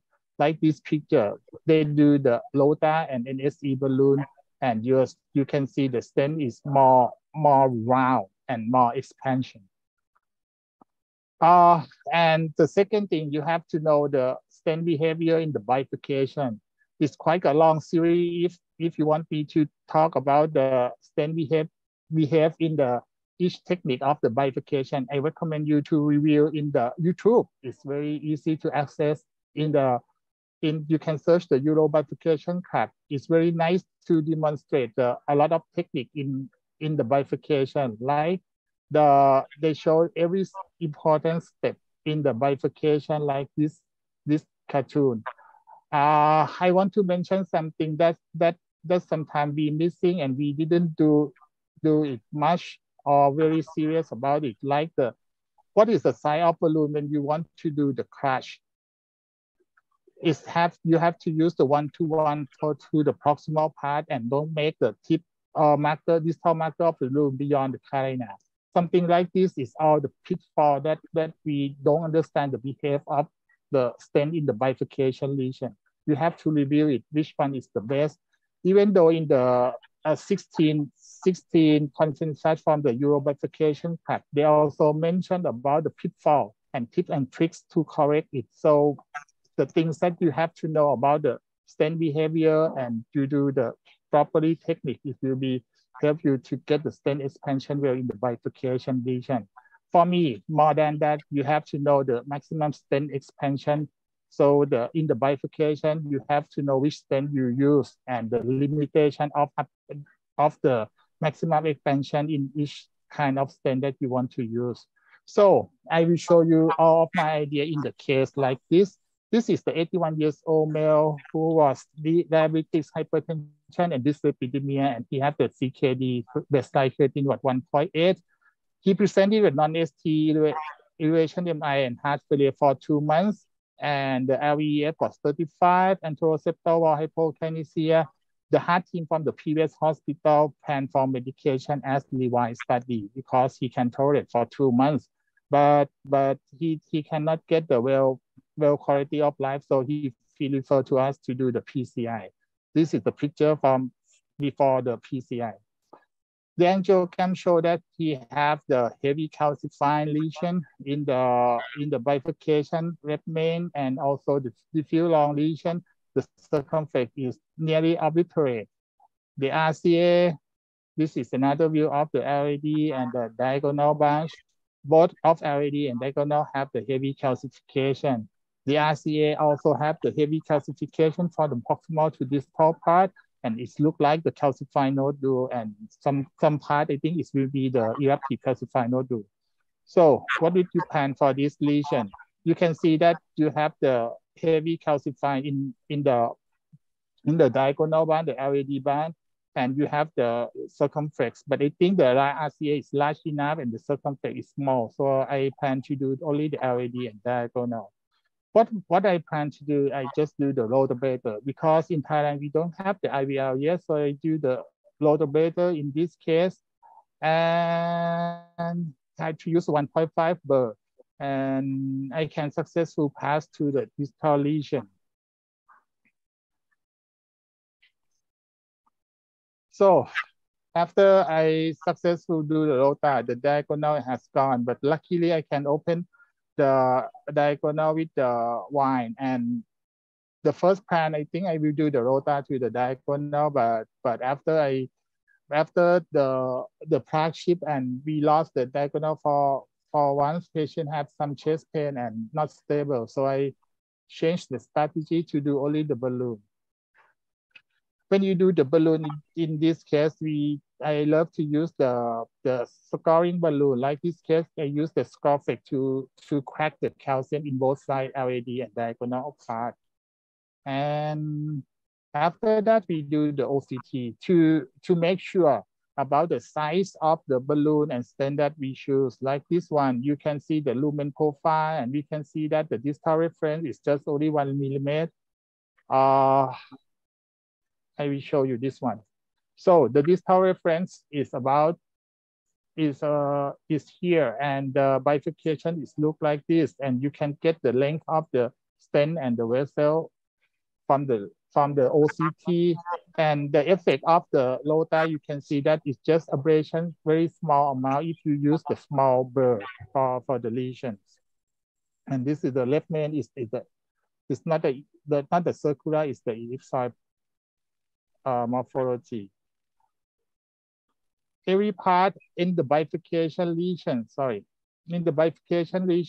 luckily that the calcium at the bifurcation is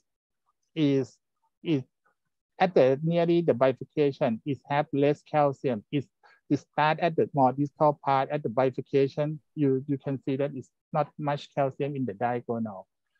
So from the LAD, you can see this is the diagonal part, this is the LAD part, and you can see it have a deep calcium in both sides. So like Dr. Wolverine says, it's at the opposite side of the carina. This is the carina. So you can see the calcium is here and calcium is here. So it will be limit the expansion of the stent, and we will have the problem with the carina. But the show must go on because I don't have the IVL and I cannot sure that the IVL can crack the eccentric calcium like the left main and like the bifurcation lesion. So I do the scoring and do the classical crushing technique and use the expansion crescent or stent boot in the X-ray machine to position the stent. And final OCT, you can see that the distal part is very small, but we got the nearly 90% of the vessel expansion. And at the edge of the distal part, you can see it have some dissection. It's usually happen when we do the diffuse disease with the heavy calcification, even though you use the IVUS or the OCT, but sometimes it can happen. And this is the picture that he 2 years later, he can do the good exercise and do everything. So in my conclusion, knowing the support for the PCI of the calcified bifurcation lesion, you have to understand the lesion by use the intravascular imaging before you stent. And the adjunctive device for our country, we use the rotameter plus the scoring balloon in our plaque modification and make the calcium crack. You have to know the stent behavior, like the stent expansion limit and the stent behavior in the bifurcation lesion. You can use the Euro bifurcation tab is my recommend to review. And for the other general condition, I prefer to use the longer dab in this kind of lesion. Thank you very much for your attention. Thank you very much, Dr. Zinamaku Kulit from Thailand. I very interesting with your case, the very complicated and very difficult cases. And after that, the final result is very good. And as you know, and congratulations for you and your team. Yeah, thank you. Vừa rồi chúng ta đã nghe 3 cái bài rất là hay về các cái chủ đề về là các cái kết quả đánh giá các tổn thương trước khi tổn thương vôi hóa ta can thiệp như thế nào, rồi thì chuẩn bị các tổn thương vôi hóa đó ra sao, và khi mà những cái tổn thương vôi hóa đó nằm ở các vị trí tổn thương chỗ chia đôi thì vừa rồi chúng ta đã nghe những cái mẹo rất là hay. Ví dụ là các cái chúng ta phải đánh giá kỹ những cái tổn thương ở các cái chỗ chia trước cái carena, và ông nhấn mạnh là những cái tổn thương đối diện với cả carena là những tổn thương chúng ta rất là cần quan tâm vì nó có thể sẽ chèn sang nhánh bên. Đồng thời là các cái công cụ hỗ trợ quan trọng thì như IVUS hoặc là OCT rất là quan trọng để chúng ta lên kế hoạch chọn lựa stent cũng như là các cái chiến lược khác để làm sao tối ưu hóa kết quả can thiệp. Thì tiếp theo cuối cùng là chúng ta các cái kết quả đó sẽ được tối ưu nếu chúng ta lựa chọn đúng các cái công cụ can thiệp. Tuy nhiên có một vấn đề đó là các cái bệnh nhân mà tổn thương vôi hóa canxi nặng mà động mạch vành thì thông thường nằm trong các bệnh cảnh rất là nặng. Đấy, các bạn làm lâm sàng lâu cũng thấy rồi, các bệnh nhân thường là nặng nề hoặc là những cái bối cảnh sốc tim. Thế thì như vậy là trong khi chúng ta can thiệp các cái bệnh nhân đó thì chúng ta cần các cái công cụ hỗ trợ tuần hoàn như thế nào. Thì tiếp theo chúng ta sẽ đến một cái chia sẻ, một cái kinh nghiệm của bác sĩ Hồ Lâm đến từ Trung Quốc về vấn đề là hỗ trợ cơ học tuần hoàn khi can thiệp tổn thương vôi cho ai và bằng cách nào, đúng không ạ? Chúng ta chủ đề rất là hay, đúng không ạ? Dr. Hồ Lâm, can you hear me? Yes. Yeah, thank you.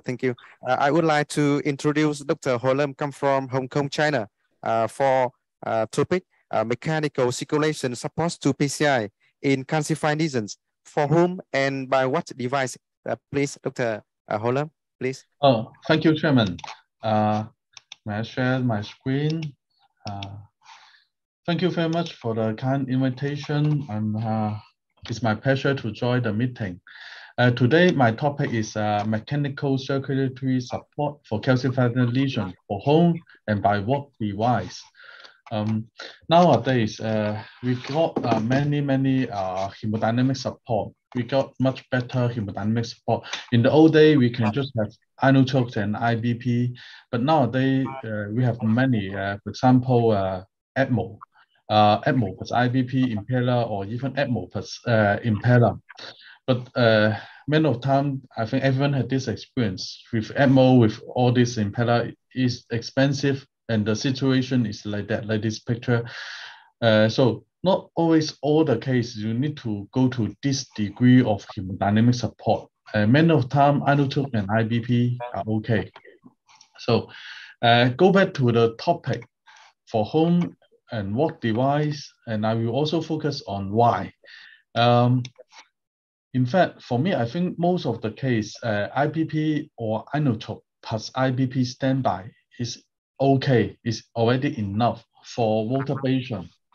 The following things are just my experience after doing many water patient and many trip case, and these are personal view. If you ask me for support, for evidence of support, it's difficult. For example, IBP after 40 years, now you have the short trial, you know, it may not work. So for all those cases, it's very difficult to have trial or evidence to support. It's just for experience sharing. For me, if the EF is more than 35%, most of the time you can just directly do the water patient, everything is fine most of the time. Unless it's in some unprotected situation. For example, you want to do a water patient or a critical 99% lesion. So you always need to settle the contralateral side before you do the water patient on one side. If you can't settle, then you need to consider better hemodynamic support before you go for water patient. If there's no unprotected contralateral side, if more than 35%, most of the time you can go with IBP or IBP standby. So for what case you need to have impeller support. IBP is not enough, or impeller standby. For me, there are two important situations I will consider impeller support. One is poor LV function, EF less than 35, or someone use 30. But I found that if the EF is very poor, you do water patient, in case of some complication, for example, no referral, perforation, or some unknown reason, the patient will go into cardiogenic shock. And if the LV function is very poor, the patient cannot recover. It will just downward spiral and die. And another situation is frequently missed by many presenter operators is to look at the pulmonary hypertension. If the patient outweigh SP is very high, then you need to be careful. For those cases, while you do the water patient, sometimes the BP will drop a little bit. For example, drop to 90, 80. Usually it will be okay if the patient without pulmonary hypertension. However, if the patient's pulmonary pressure is high, then you can imagine if your BP drop, that will be a great trouble for the case. And those cases are very difficult to recover. For water patient, you will find that many of the time there will be a transient drop in BP, but they can recover. In these two situations, we found that many of the time it will hinder the recovery. One is poor LV, one is pulmonary hypertension.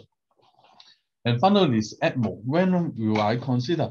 Usually, I won't use ECMO to support water patient. Only when I cannot use impeller, I cannot use IBP, then I will consider to use ECMO, because it's not a fan for your heart. It will increase afterload, and it's very traumatic. And there are many complications, jaw bleeding, wound complication, and it's not cheap at all. ECMO is also very expensive because it's very labor intensive. Post-op care is quite labor intensive. So in what situation? For severe AS, I will consider ECMO, because you can't pass the impeller. Even you can pass the impeller, then the whole heart will rely on the impeller. You cannot, if there's any dysfunction, malfunction, or hemolysis over the impeller, the patients will in very big trouble. And there is mechanical valve. For example, the patient have a mechanical aortic valve. How can you use other method? Probably ECMO is the only choice. This is the simple slide, but I think it will be a simple and easily remember summary on for home and work device. And I will show you why will I make this slide, and why I make this conclusion: poor LV, pulmonary hypertension. If you did not see it, probably you may not believe. I will show a case. This end-stage renal failure, EF 30%, ACS APO. I would say was critical and heavily calcified. this was the angiogram on the left side. Patient have significant osteo-left main disease, 70% stenosis of osteo-left main, and critical AD, heavily calcified. So it's unprotected. If I want to do voltibation on the right side, in case of drop in BP, then the perfusion on the left side will reduce. Now the patient BP is stable, then the patient can keep perfusion despite their lesion on left main, critical lesion over the all along AD. The perfusion is okay. You can imagine if the perfusion reduced because of the drop in BP, then the situation will be different. So I exactly prepare a live case for you to see. This is a poor LV case. You has already see the angiogram on the left side, so we see the angiogram on the right side. As you can see, the outside ACS case and eccentric calcium, very long lesion. That means the low refold width is very high and heavily calcified and tortuous. And in this slide, you can see the hemodynamic clearly. I particularly put this over here is because you can see the change of the BP. Like this case, I have to put the impeller support because the left side is quite critical. And and then I have to use this is Corsair Pro XS to cause the lesion. You can imagine the outside was very, very critical. Once I put the microcatheter in, there's no fold in outside already. So if we don't have support, the left side are critical, and then the outside had no fold due to occlusion of the device, then the situation usually will have a change in hemodynamic. And many of the time in this sort of complex case, the microcatheter cannot go in quickly. You need to turn, and then that means there will be a continuous blockage over the lesion, the critical lesion. And then we start the voltibation. And after start the voltibation, some drop in BP, but still okay in the very first beginning. For those long lesions, if you go on, many of the time the BP will drop. There's a risk of no refold or even no refold. There's some debit go out, and then the patient with some vasovagal change or some unexplained situation, you can see the BP drop. So in this sort of situation, if the left side, if there's no protected device, nothing, you can imagine you cannot handle the situation in a very calm way because the left side we have a downward spiral. Once BP drop, perfusion drop. For this case, I start the voltibation in 180,000 turns, and then try to cause in this distal outside, the starting point of the distal outside. The movement is very dramatic, and there's eccentric calcium. It's very difficult to burn. I increase the power, increase the power of the rotor, increase turn, and then use standard guide to focus all there, and then give a good support on the guiding and try to pass this area. You can see the BP already dropped. It's quite common. In this sort of situation, if your left side is so diseased, the LV function is so poor, just IBP is not enough to support. That's why in this sort of situation, I try to use stronger device to support. Like this situation, I finally pass through that. However, the BP drop, if I don't have support, the whole procedure will be, you will be in a very anxious state. You cannot do it in a very leisure manner. And in this voltibation, I try 180,000 turns. However, I go here, I cannot cause. And the voltibation turn go down to 140 and 150 and cannot go up anymore. It's because of the hindrance of the burr. And then I cannot go up and I cannot cause the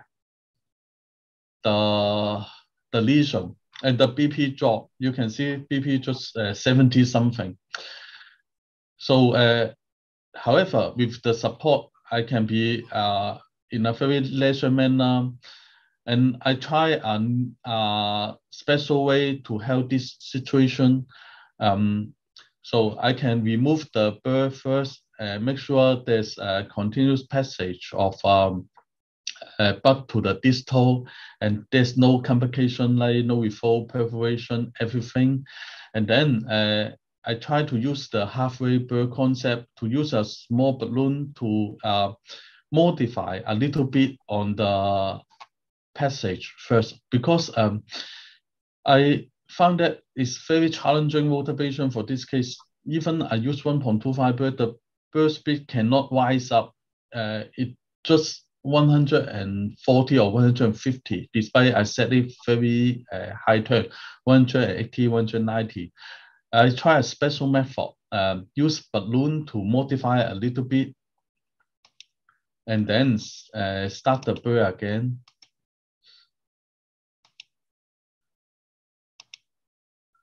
So change back to the water wire, and now the patient stabilized because the blood flow, everything was maintained, and the mechanical device just helped the patient to pass the most critical period, and then we can continue the water patient.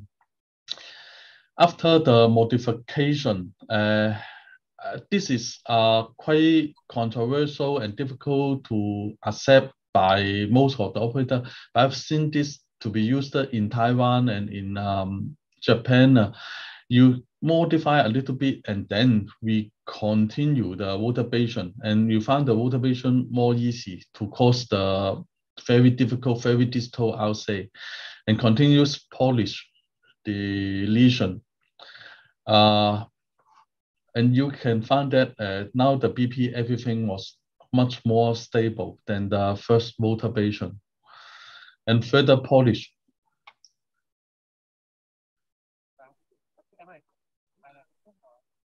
So when the patient have bradycardia, we stop a little bit, well, wait the patient recover and then continues.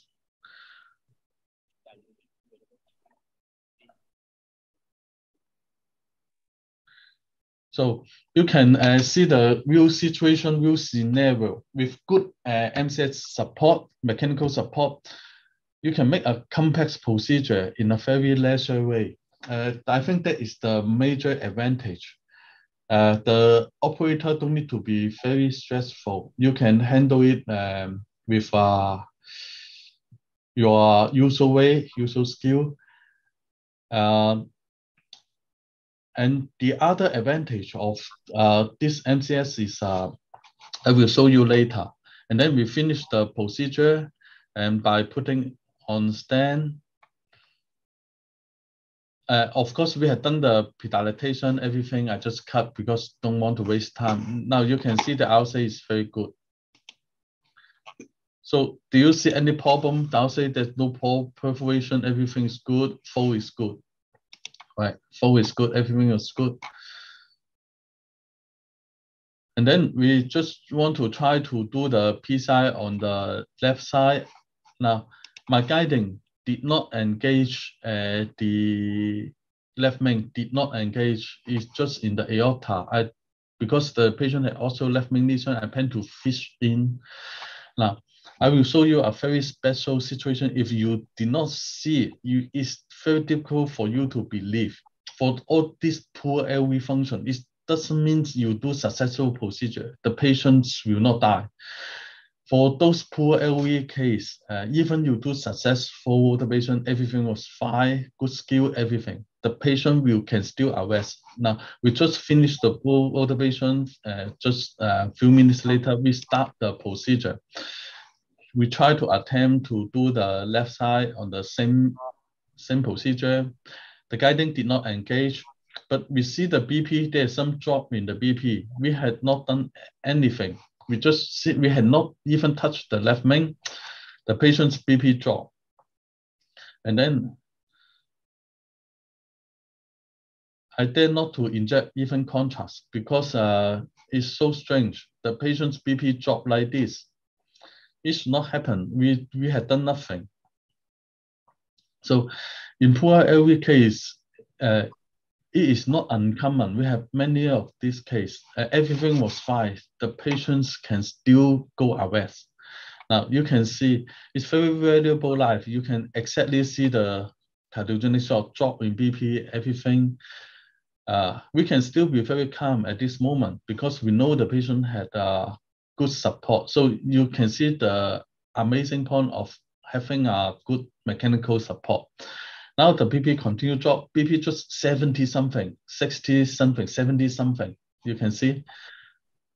We reviewed the angiogram on the right side. Nothing happened. We had done nothing wrong. Everything was okay. Now you see the BP further drop in the BP while we fatten the arrest patient. Now the BP was fattened.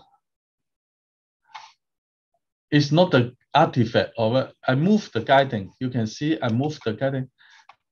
The guiding is not blockage or something. Move no matter what position. The BP was fattened. If I do not have any support at this moment, I have to do CPR. It's not uncommon for those cases. For poor LV, despite a successful procedure, in post-op, the patient needs some time to adapt. We do echo, make sure there's no perforation, no pericardial effusion, nothing happened. And then the patient gradually, we give some inotrope fluid, resuscitate, and the patients gradually recover. And we check the angiogram on the right side. Nothing happened. Nothing happened. And then patients recover. And then I check the angiogram on left side. Nothing happened after the recover. So can you appreciate the advantage of having a good mechanical support?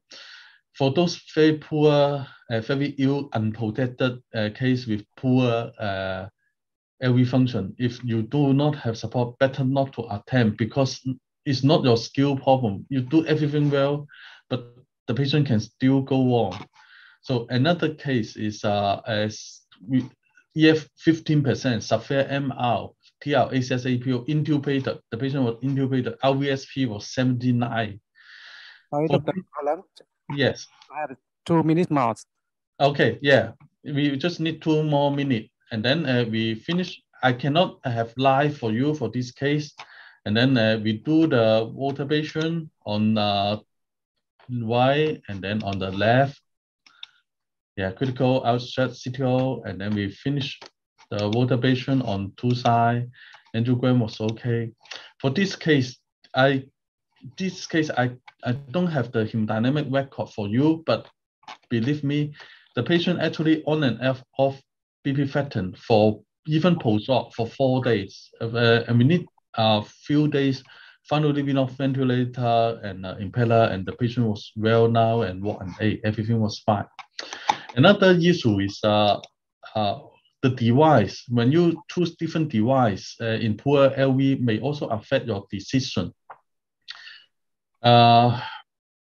If you do not use votabilization, if you use CSI in poor LV, many of the time you need very good mechanical support like this case, because the mechanism of CSI and votabilization are different. You need to move very slowly, and there's lubricant infusion, a lot of lubricant infusion. Like this case, because the patient's calcium on inner curve, we want to use the advantage of bidirectional action of the CSI. We use pullback action to kill this calcium, so we use CSI. However, in poor LV, you need to move it very, very slowly. In this shot, if you use CSI, you need to consider better MCS support. And this was the case we finished. So that was the summary of my presentation. So nowadays, I show the real life case in order for you to appreciate that, improve the MCS, now extend the limit of the PCI nowadays. And these are the keys. most of case IBP are okay, just inotrope IBP are okay. And in case of poor LV, unprotected lesion, then and also pulmonary hypertension, you need to consider better hemodynamic support, for example, impeller. And that's the end of my presentation. Thank you very much. Thanks, Dr. Holland, for teaching case and teaching presentations. My presentation, I think you are experts for interventionist and expert for use MCS in the cardiac shock, especially in the ACS shocks. All right? So yeah, for complex case with poor LV function, I think you can see from the change in hemodynamic and appreciate the change. Even you do successful procedure, the patient can drop in BP, can advance. So in ACS, in high risk of complication case with poor LV function, good MCS is very important to have, so that you can have a successful procedure and successful outcome. Yeah, thanks so much, Dr. Holland from Hong Kong. Okay. Thanks so much. Thank you. Bye bye. Cũng đã hết giờ, chúng ta còn 2 phút để tổng kết. Quay đi lại, chúng ta hôm nay có 4 bài báo cáo, 2 phiên trước, 3 bài đầu tiên ấy thì đều nói, hôm nay chủ đề canxi hóa đều nói là làm sao để chúng ta đạt được cái kết quả outcome lâu dài những tổn thương canxi. Thì tất cả tác giả đều thống nhất là phải trước muốn làm được điều đó kết quả tốt thì đều phải chuẩn bị tổn thương là tốt, có kế hoạch nhảy vớt là tốt nhất, sau đó chọn các phương pháp modify canxi đi, như là bóng áp lực cao như cutting balloon hay là orbital hay là Jota, thậm chí là IVL. Tất nhiên là ở Việt Nam bây giờ chúng ta chỉ có tối đa là làm phát triển được tiếp bước.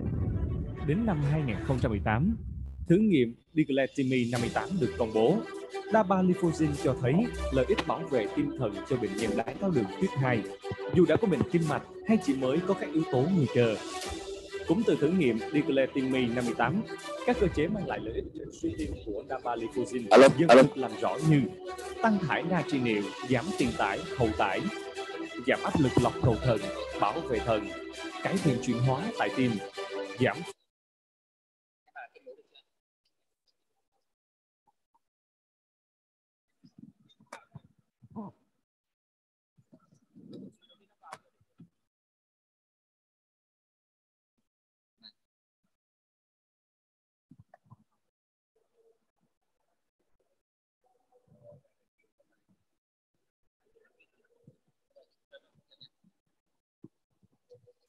Xin chào tất cả mọi người. Bắt đầu phiên của chúng ta hôm nay là nói về tối ưu hóa can thiệp mạch vành nhờ Ffr, Ivers hay là OCT. Thì phiên của chúng ta sẽ có 4 bài báo cáo, đều có báo cáo vành nước ngoài.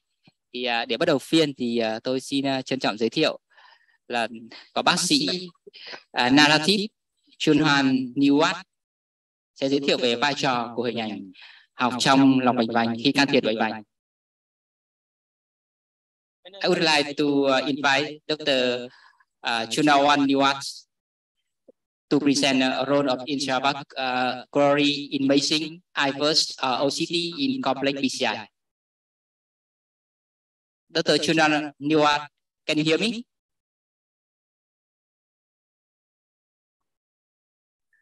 Yes, good morning. Thank you for inviting me. So I wish, I could go to Vietnam next time. This is my topic. Today, I'll talk about roles of intracoronary imaging in complex PCI. This is my declaration. Today, I'll talk about 3 things. Why should we use IWAS or OCT? How should we use IWAS or OCT? And I'll show you real-world cases. I think the first topic is quite easy because in 2022, there should be no doubt that IWAS helps, meta-analysis, including 8 randomized control trial and 3,000 patients confirmed that IWAS guided PCI compared with angiographic guidance PCI. IWAS guided PCI reduce major adverse cardiac events and target lesion revascularization. Although OCT has a better resolution, but the data for OCT is quite limited compared with IVAS. So I think, topic number one is quite clear that, imaging helps. So topic number two, when to use it. So I will divide into two steps for diagnosis and for PCI guidance. Diagnosis, I'll use imaging in two scenarios. The first one is I use IVAS to evaluate borderline left main stenosis, and I will use OCT to evaluate the culprit lesion of acute coronary syndrome. Limitation of angiogram is, we see this in eccentric lesion. In concentric lesion, it is fine. Any projection you take, you see the same angiographic stenosis. But if the lesion is oval, if you take the picture through the major axis, you might not see any stenosis at all. But if you take the picture through the minor axis, now you see that the lesion is very stenotic. I can see your slide. Please share your slide. Did you see? You don't see my slide at all? Not yet. Okay. I'm sorry. Okay. So I will start over again. Sorry for that. Okay.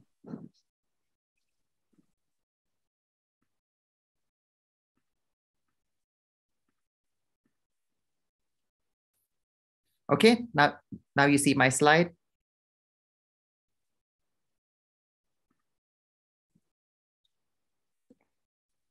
Okay. Now you can see clearly. Please. Okay, I apologize. So let's start over again. So for why do we need imaging? Look at this meta-analysis, including 8 randomized controlled trial and 3,000 patients. It confirmed that IVAS-guided PCI compared with angiographic guidance PCI reduced major adverse cardiac events and target lesion revascularization. Although OCT has a good definition, the data of OCT is quite limited compared with IVAS. So I think it is quite clear that IVAS is better than angiogram alone. When should we use IVAS or an OCT? In two scenarios for diagnosis, I will use IVAS to evaluate borderline left main stenosis, and I will use OCT to evaluate the culprit lesion of acute coronary syndrome. PCI guidance, of course, I divide to pre-stenting evaluation and post-stenting evaluation. And this is the limitation of the angiogram. If you have concentric lesion, like the left upper picture, whatever projection you take, you see the same degree of stenosis. But if you have an oval lesion, as you see in the second row, if you take picture through the major axis, you might not see the stenosis at all. But if you take the picture through the minor axis of the lesion, now you can see that the lesion is very stenotic. Angiogram is anatomy testing, and sometimes you have angiographic functional mismatch, and this is more pronounced in left main. Many patients, like 35 patients with left main lesions, 50% and greater, has normal FFR.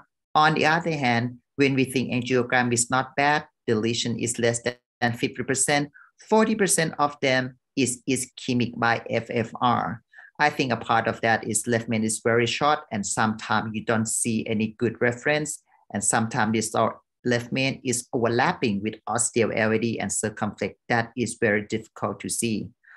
If we want to see the functional testing, we talk about FFR, and I think you will hear more from the following lectures. FFR is the ratio of distal pressure divided by proximal pressure during maximum hyperemia. If you have isolated left main disease, that is fine to use FFR, but sometimes you have disease downstream in LAD as well. If you put the FFR wire in distal LAD, FFR that you get is the sum of the left main and LD stenosis, not the isolated left main lesion. But if you put the pressure wire into circumflex, sometimes you underestimate FFR because you cannot induce maximum hyperemia if you have severe LAD stenosis. That's when, I use the IVAS. What we are looking for? We are looking for minimal lumen area, but the problem is a different cutoff.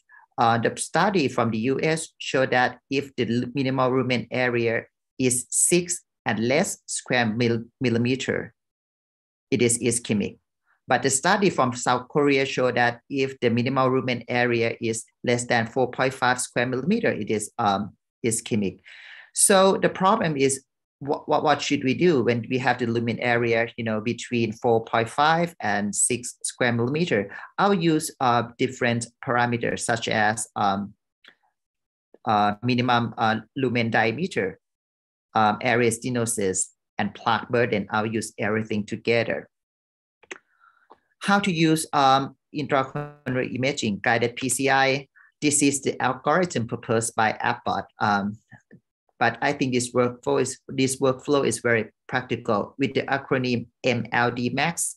MLD is a pre-stenting evaluation.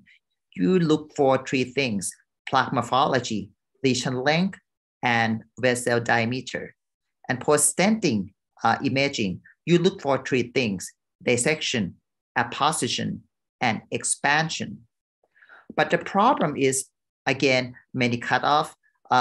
Look at stent expansion. From elementary criteria, you need stent expansion at least 90%.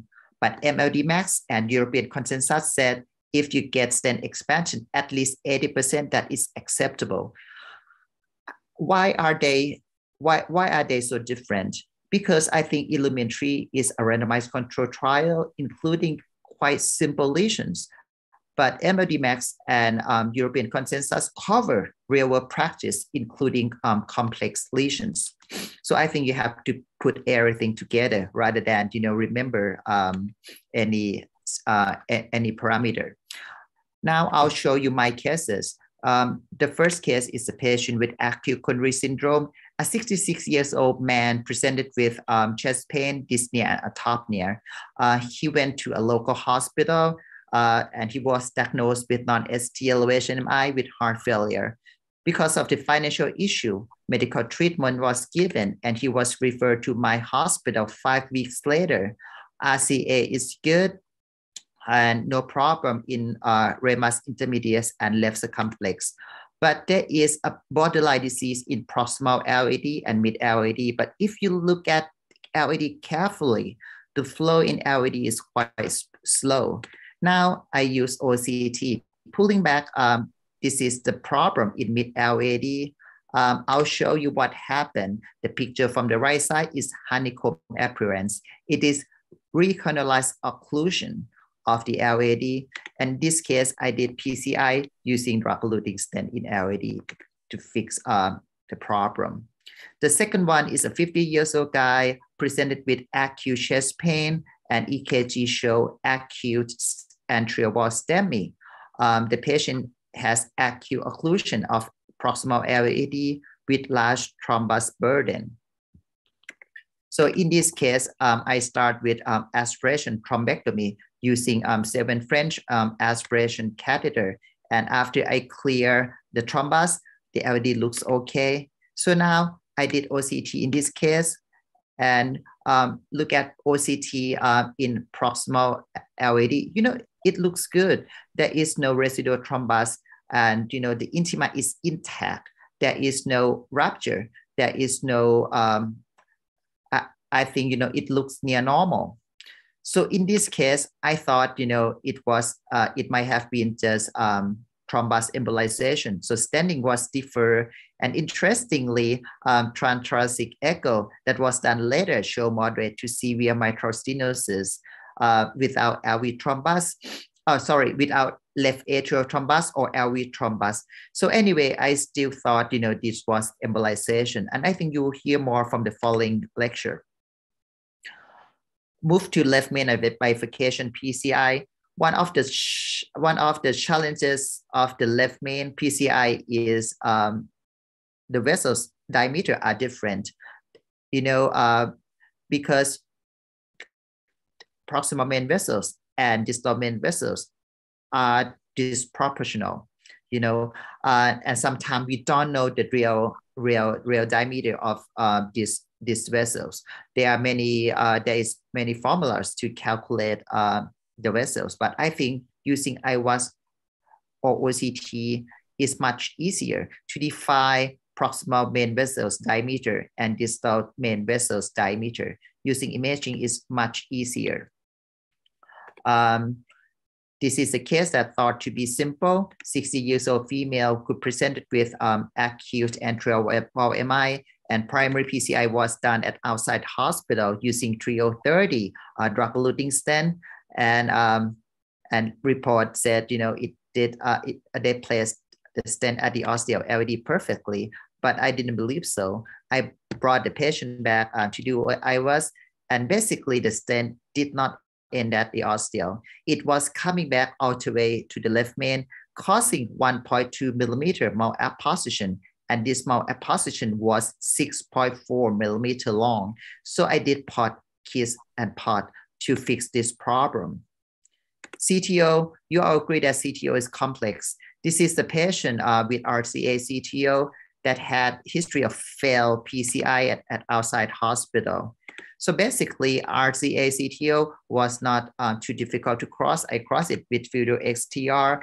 After the predilatation, I decided to place one drug-eluting stent in mid RCA. The problem is distal RCA looks quite bad. So luckily, we did IWAS, before putting the stent. The interesting part is this area, distal RCA looks smaller than the distal part. However, there was no significant plaque. So I decided to stop this procedure. And the left-sided picture is the final angiogram. And the right-sided picture is the angiogram that was taken 3 months later when I brought the patient for stage PCI. And look at the distal RCA, it becomes much bigger after the flow was restored. Heavily calcified lesion is another area that imaging help. Imaging will evaluate plaque morphology. If you have calcific lesion, you have to use non-compliant balloon or rotational atherectomy or lithotripsy balloon that we do not have in Thailand. There are many scoring systems, with both IWAS and OCT. OCT advantage is, you can see the thickness. So when we use OCT to evaluate calcified lesion, you see everything. Calcium angle, calcium thickness, and calcium length. Then you look at the 3D picture of, the calcium. This is the patients with heavily calcified RCA CTO. And I took the patient to perform PCI, and I crossed the lesion with Gaia second guide wire. And after I did predilatation, I did IVAS. And I think it is concordant with the angiogram that this patient has circumferential calcification. But the calcification is not superficial. It was very deep. And in Thailand, we don't have lithotripsy balloon. I think lithotripsy balloon would be a good option. But what we had in Thailand was only cutting balloon. So I think rotational atherectomy will not do anything, with this deep calcification. So I did preparation with cutting balloon and non-compliant balloon and put 3 drug-eluting stent from proximal to distal RCA. And, it is the calcified lesion without rotational atherectomy. And this is the last case. Another heavily calcified RCA CTO. When I put the wire in, I had a lot of friction. So I decided to do rotational atherectomy using 2.0 millimeter burr, but the lesion went to only 2/3 of the lesion, okay? It didn't pass beyond that acute marginal branch of RCA. So, so it could pass to that point, okay? So before step down the birth, I decided to do OCT at this time. And distally, there was calcified node 2, and there was 2 separate calcium plates. The proximal RCA had enough ablation. Look at the white yellow. That's the area that rotational atherectomy did ablation. So I think in this case, we do not need more rotational atherectomy distally. So I use cutting balloon and non-compliant balloon, and then place 3-drop eluting stents from proximal to distal RCA. So this is my conclusion. I think imaging reduce major adverse cardiac events compared with angiographic guidance PCI. And I think this imaging changes strategy in some cases, especially in complex PCI. Although many people said imaging catheter is expensive, but I think, in some cases, it does reduce the cost, when you use less equipment and better strategy. Thank you for your attention. Thank you, Dr. Naratif, for interesting presentation. And I have some question for you. And in a borderline lemon lesion, you prefer use FFR, IVUS, and OCT. The first question, and the second question about how many using imaging technique or IVUS or OCT in a STEMI. Okay, so first of all, the first question is in left main, I think I prefer to use FFR if it is isolated left main because it is a functional testing. If I want to use imaging, that if you have multiple lesions downstream in LVD and circumflex, then I use IVUS. OCT have 2 limitations. The first one, the cutoff is from IVUS, and we know that the IVUS tends to oversize a little bit compared with OCT. Then, if we want to use the cutoff of OCT, I think we have to do studies, to get a different number. And secondly, sometimes left main is short. When we do OCT, we have to make sure that we have to do, injection, and we have to make sure that there is no pressure damping. I think doing OCT in short left main is quite challenging. So I would prefer to use IVUS, if we have disease downstream. That is the answer for the first question. The second question for STEMI, I have to tell you that normally I do not use imaging routinely in STEMI. I do use STEMI in some cases that have some concerns. Like I said, if I don't think it is just rupture plaque, I think if I want to do defer stenting, I tend to use OCT in that case. But you have to make sure that you clean up, you clean up the thrombus first. And I think that topic might be covered by the second speaker. Another thing is, if I do primary PCI that involve bifurcation like left main, yes, I use IVUS or OCT in that case. Thank you. Yes, thank you, Dr. Naratif Sunan, with what Dr. Việt Anh from Vietnam National Health Institute. I have, so thank you for your very interesting presentation. I have 2 questions for you. For the long lesion, what do you prefer between FFR and IVUS? And for IVUS and OCT for the long lesion, what do you prefer? And the next question is about for the calcification lesion. Sometimes it's not very easy to choose the burr. So which one do you prefer between the OCT and IVUS? What do you think that OCT is more exactly for choosing the sizing of the burr or not? Thank you. Okay, interesting questions. I think first of all, I think you mentioned about FFR. I think FFR is for functional testing to determine if you have to treat it or not. Then the second question is imaging. When you plan to do PCI for long lesion, And calcification, I think, IVUS and OCT has pro and con. In very, very big vessels, if you want to see the vessel size, IVUS might be better because, it has better penetration. Okay, so I think in that case, and firstly, if the vessel is very, very, very big, IVUS is better. Secondly, if you have a very tight lesion and you cannot clear blood, okay, because OCT, you have to clear all blood from the vessels, then IVUS is better. That's why, in most cases with CTO, IVUS is better. Heavily calcified lesion, I prefer OCT because IVUS, you see the calcium angle and the length, but you don't see the thickness using IVUS. So if you can pass the OCT catheter, I think OCT is better in heavily calcified lesion. Again, if the lesion is not tight enough, but most of the time when you do rotablator first, then you cannot, you will be able to pass OCT catheter later on.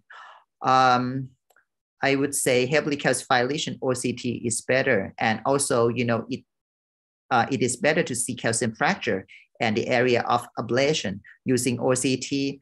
Another limitation of OCT is the catheter profile. When with the new version, Upstar has a very good profile, but right now Upstar is withdrawn from the market. So we are going back to use Optis Dark-on-Fire Optis catheter again. I think the profile is not as good as Optic Cross IVUS in very tight lesion. If you want to do imaging first, I think Optic Cross IVUS is the better option compared with OCT catheter right now. But if you use Philip Volcano, it is the profile is very bulky. Then you have to rethink about that in that case. Yes, thank you, Dr. Narathip Chunhwa Manewat. So we change to the next presentation with Dr. Ahmad Fauzi Ayah from Hasan Sadikin Hospital, Bandung, Indonesia. Chúng ta tiếp tục bài báo cáo thứ hai, vai trò của hình học trong lòng mạch vành khi can thiệp động mạch vành thì đầu ở bệnh nhân nhồi máu cơ tim cấp, do bác sĩ Ahmad Fauzi Ayah từ Indonesia. Xin mời. Xin ban tổ chức cho bài báo cáo của tiếp theo.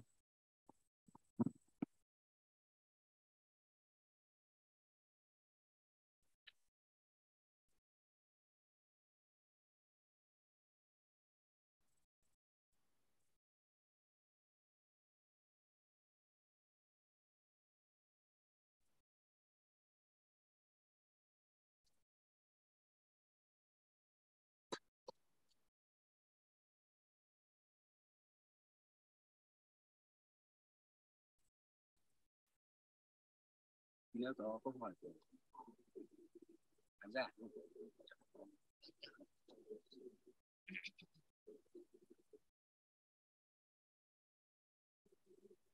I'm Dr. Hasan Sadikin Hospital, Bandung, Indonesia. I'm going to talk about the role of imaging in primary. Hello, Dr. Ahmad Fauzi. Can you hear me? Primary PCI needs the right strategy to have myocardium. Can you hear me? And maintain long. No, I cannot hear you. Unfortunately, please show the voice. In getting information of various semi mechanisms, including plaque factor, plaque distribution, and stent optimization. Intracoronary imaging might provide valuable data in determining therapeutic strategies, predicting successful reperfusion, and ensuring optimization of the process. This is inferior sternal case. It shows severe stenosis of proximal RCA with a TME3 that level was activated, primary PCI was performed. Following dilatation, the flow was deteriorated. Patient complained chest pain, BP drop. Sometimes we face these kind of stressful situations. Fortunately, we successfully managed the slow flow afterward. Look at this another acute inferior MI case. As you appreciate here, the RCA was being occluded. After wiring, you can observe a grade 4 thrombus burden all the way from mid to distal RC. Following shock and stent, the flow was restored with NDG3. We will longer here once we gain this beautiful result. Unfortunately, despite you have a beautiful acute gain in primary PCI, it does not mean long-term result. This horizon MI sub-study demonstrated when you do not optimize stenting in primary PCI, this patient will have stent failure within a month. Stent failure related to smaller lumen area, protrusion, dissection, and significant residual stent thrombosis.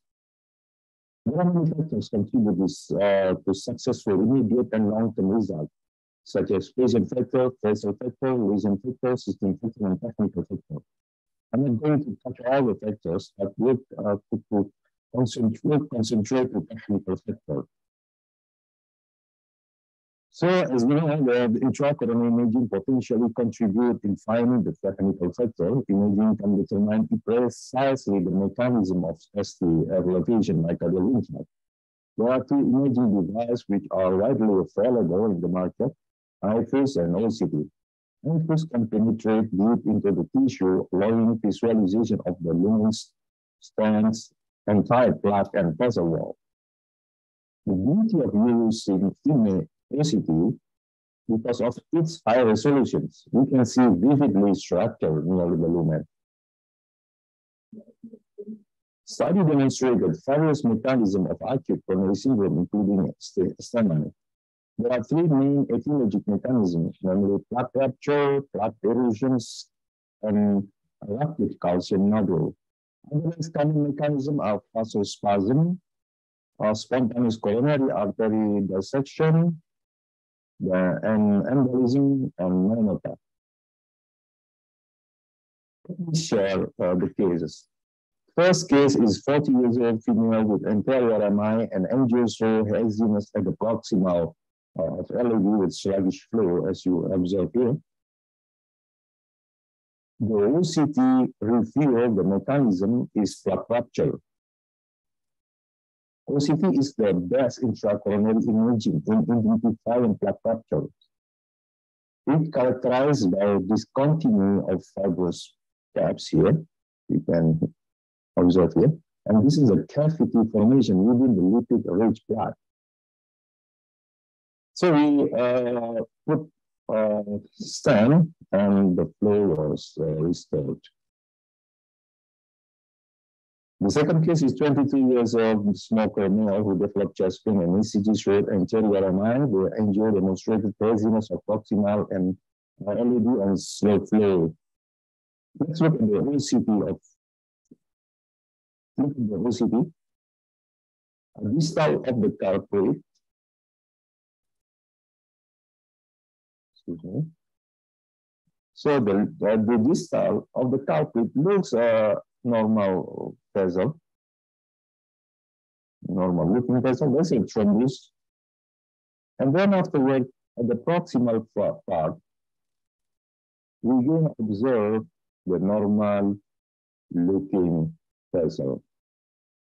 So based on the OCT definition, it was considered as probable plaque erosions. We cannot say the definite plaque erosion because we were unable to see underlying impact fibrous cap because of offline thrombus. Eventually, stent was deployed and the flow was restored. We can argue whether stent is needed or not in this particular case based on erosion study. Let's look at the third case.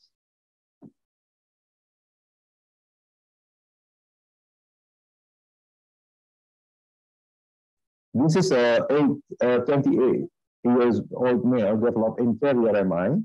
Fibrinolytic was administered. This is during COVID era. And then after 5 days, we perform angiography, which show haziness at the mid RPLA and allocation of distal RPLA. You can see here. What CT demonstrated, it was the thrombus attached to yes, attack the wall of the normal looking vessel. So we assume that this was erosions, definite erosions, and there was distal emboli. There was a occluded clot in the RPL caused by distal emboli. In this kind of situation, we decided not to stent.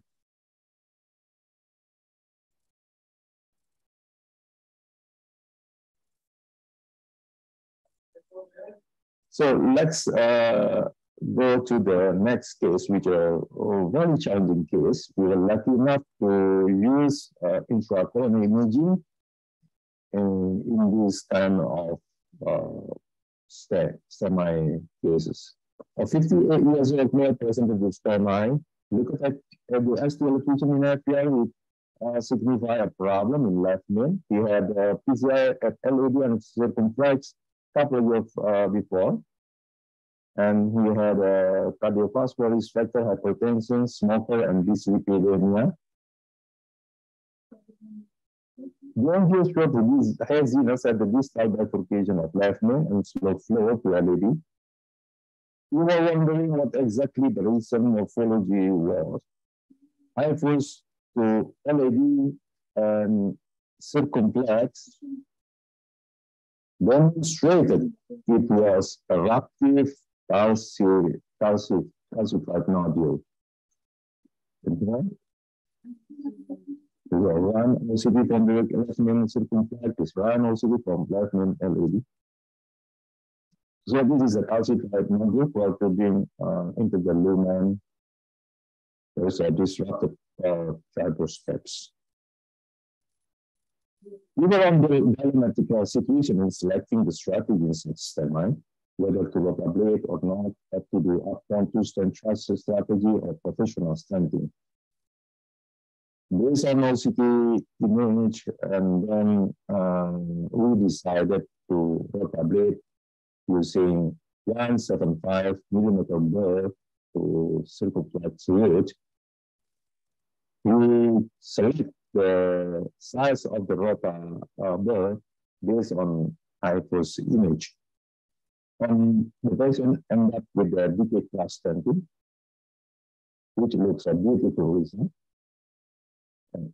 7 months follow-up looks a standard patterns. The next case which I would like to share is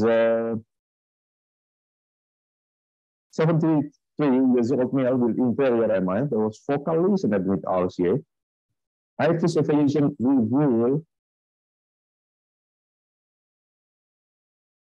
it was, this is the IFOS image. You can see here. Very severe calcified. Luckily, it is the most severe part is the short calcification, the very severe one.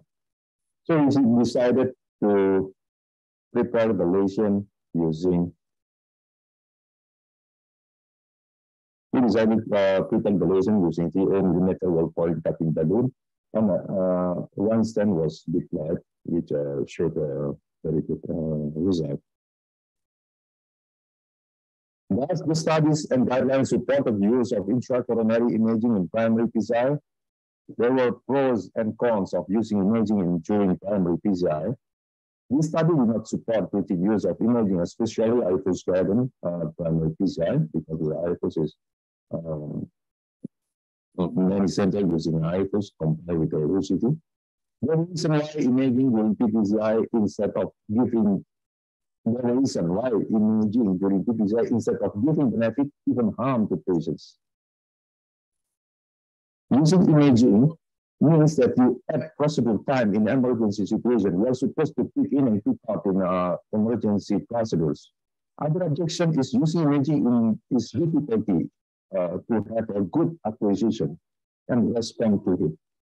Not every familiar with using imaging in such a in primary PCI. And lastly, standing has a large thrombus burden. Despite using imaging, we're still facing difficulty in determining the optimal stent expansion. Once you dilate the stent larger, it can cause plaque protrusions and compromising the flow. And using imaging, tend to use more and longer stent. There are the reason why people use imaging in primary PCI. And the longer stent, when you treat plaque, the more you get the risk of stent failure, even death complications. Having said that, currently there were more prospective randomized controlled trial, observational, and retrospective study which endorsed to use imaging in primary PCI.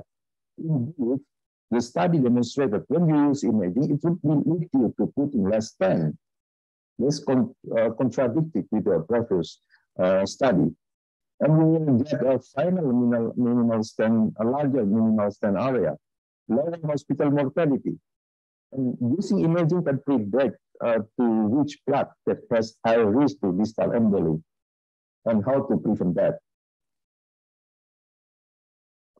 This is the study, other study that demonstrated in favor of using intracoronary imaging in primary PCI. IFIS OCT studies demonstrated the criteria we can use to predict distal embolism. In IFIS, when there is an estimated plaque more than 2 quadrant with more than 5 millimeter length associated with microvascular obstruction after primary PCI.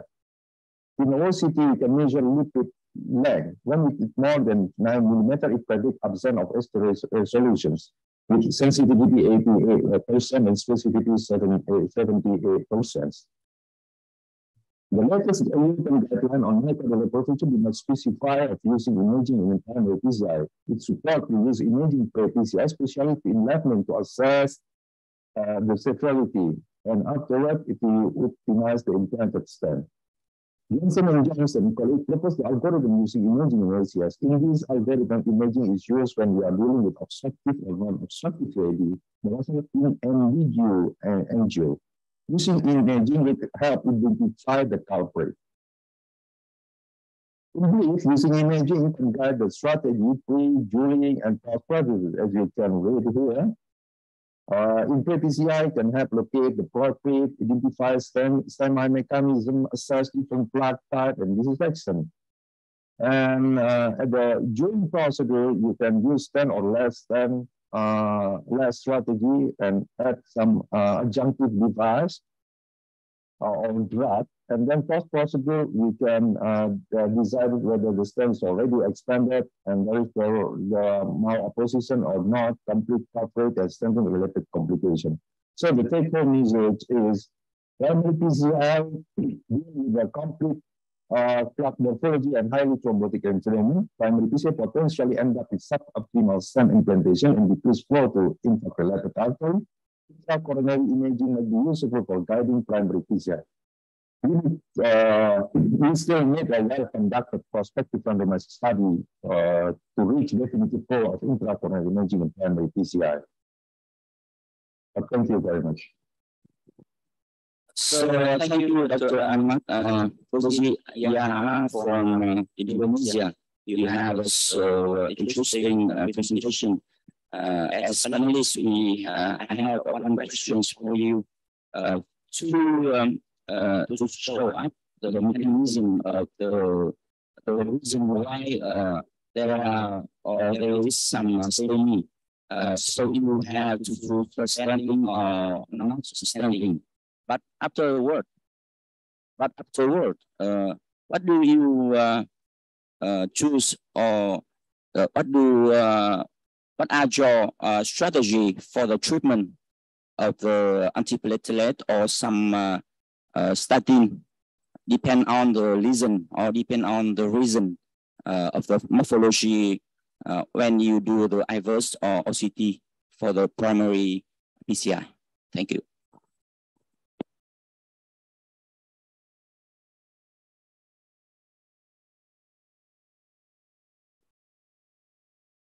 Dr. Ahmad? Can you hear me?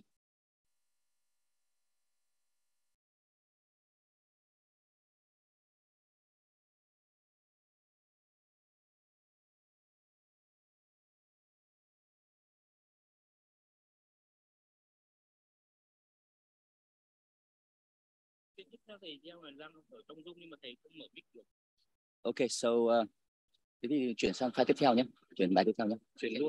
Tại vì bây giờ ông không trả lời được thì chịu.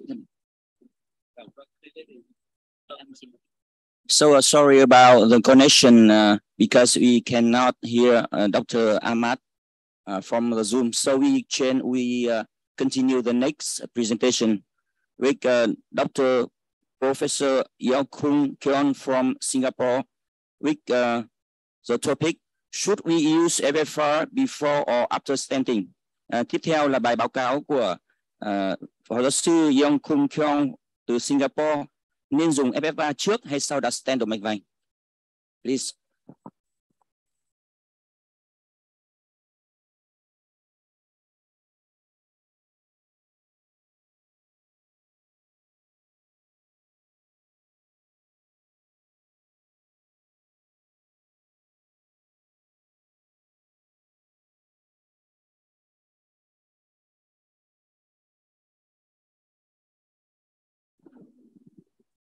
Và xin mời ban tổ chức. Giáo sư Điêu cũng là chưa vào được Zoom thì cho cái này trên tiếp theo nhé.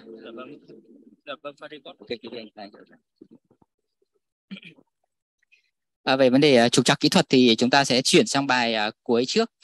Cái bài nên dùng Ffr trước hay sau đặt stent thì sẽ là bài báo cáo của Dr. Dagabuti đến từ USA. Nó là khi nào Ffr đo trở nên không chính xác và làm thế nào để khắc phục. Now I would like to invite Dr. Ramesh Babu Dagubati from West Virginia University School of Medicine from USA to present when Ffr measurement become inaccurate and how to overcome.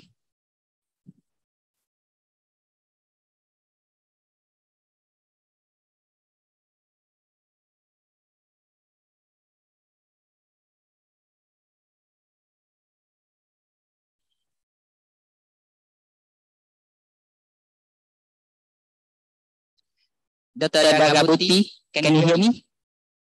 Good morning, ladies and gentlemen. Great pleasure to join you from West Virginia University. This is Ramesh Dagubati. Today, my topic is when Ffr measurement becomes inaccurate and how to overcome. I have no disclosures.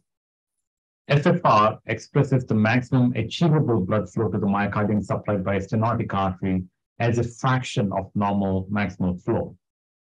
So it provides us an objective measure of the hemodynamic significance of an epicardial arterial stenosis. The concept of trans-stenotic pressure gradient is nothing new. It was actually done by Dr. Andreas Kranzig back in the 1980s. And this is how we started off doing appropriate PCI, and we have learned it from no other than Dr. Kranzig.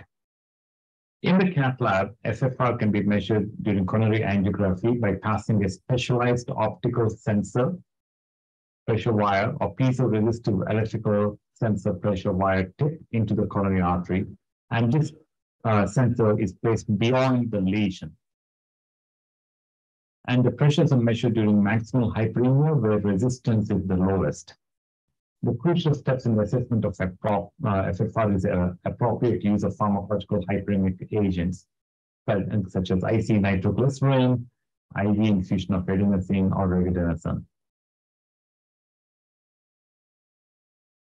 So what's wrong with angiography? Here I'm showing you a picture of a 54-year-old man, PTCA of the proximal LAD 8 years ago, stable angina of 2 distal circumflex. On the right, you will see a 48-year-old man aborted sudden death and no other stenosis at angiography. So which one is more significant?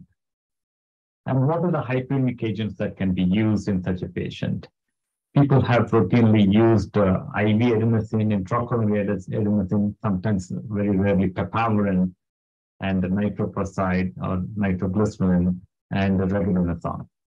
So essentially now IV adenosine at 140 micrograms per kilogram per minute for about nearly 3 minutes has become the standard and gold standard for maximal hyperemia. The disadvantages are obviously it can cause hypotension or sometimes chest burning sensation. So has FFR changed the treatment strategy in those 2 patients that I showed you earlier? Of course, here, this is a 54-year-old man with a previous LED PCI, and his FFR is 0.97. And looking at this lesion, actually, this is with hyperemia, much higher, 0.55 FFR is significant value.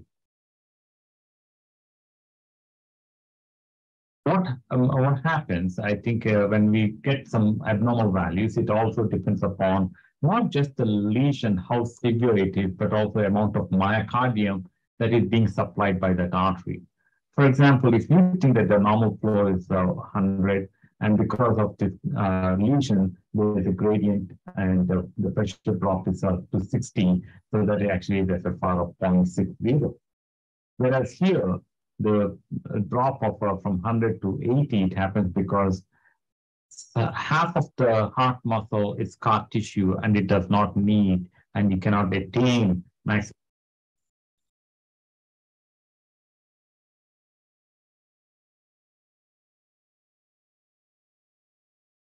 hyperemia because this is a dead tissue.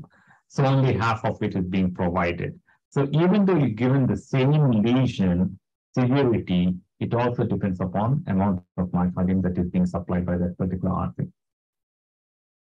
So what is the rationale not to perform FFR after PCI? There is no discordance between FFR values and angiography at the upper extreme of the stenosis spectrum.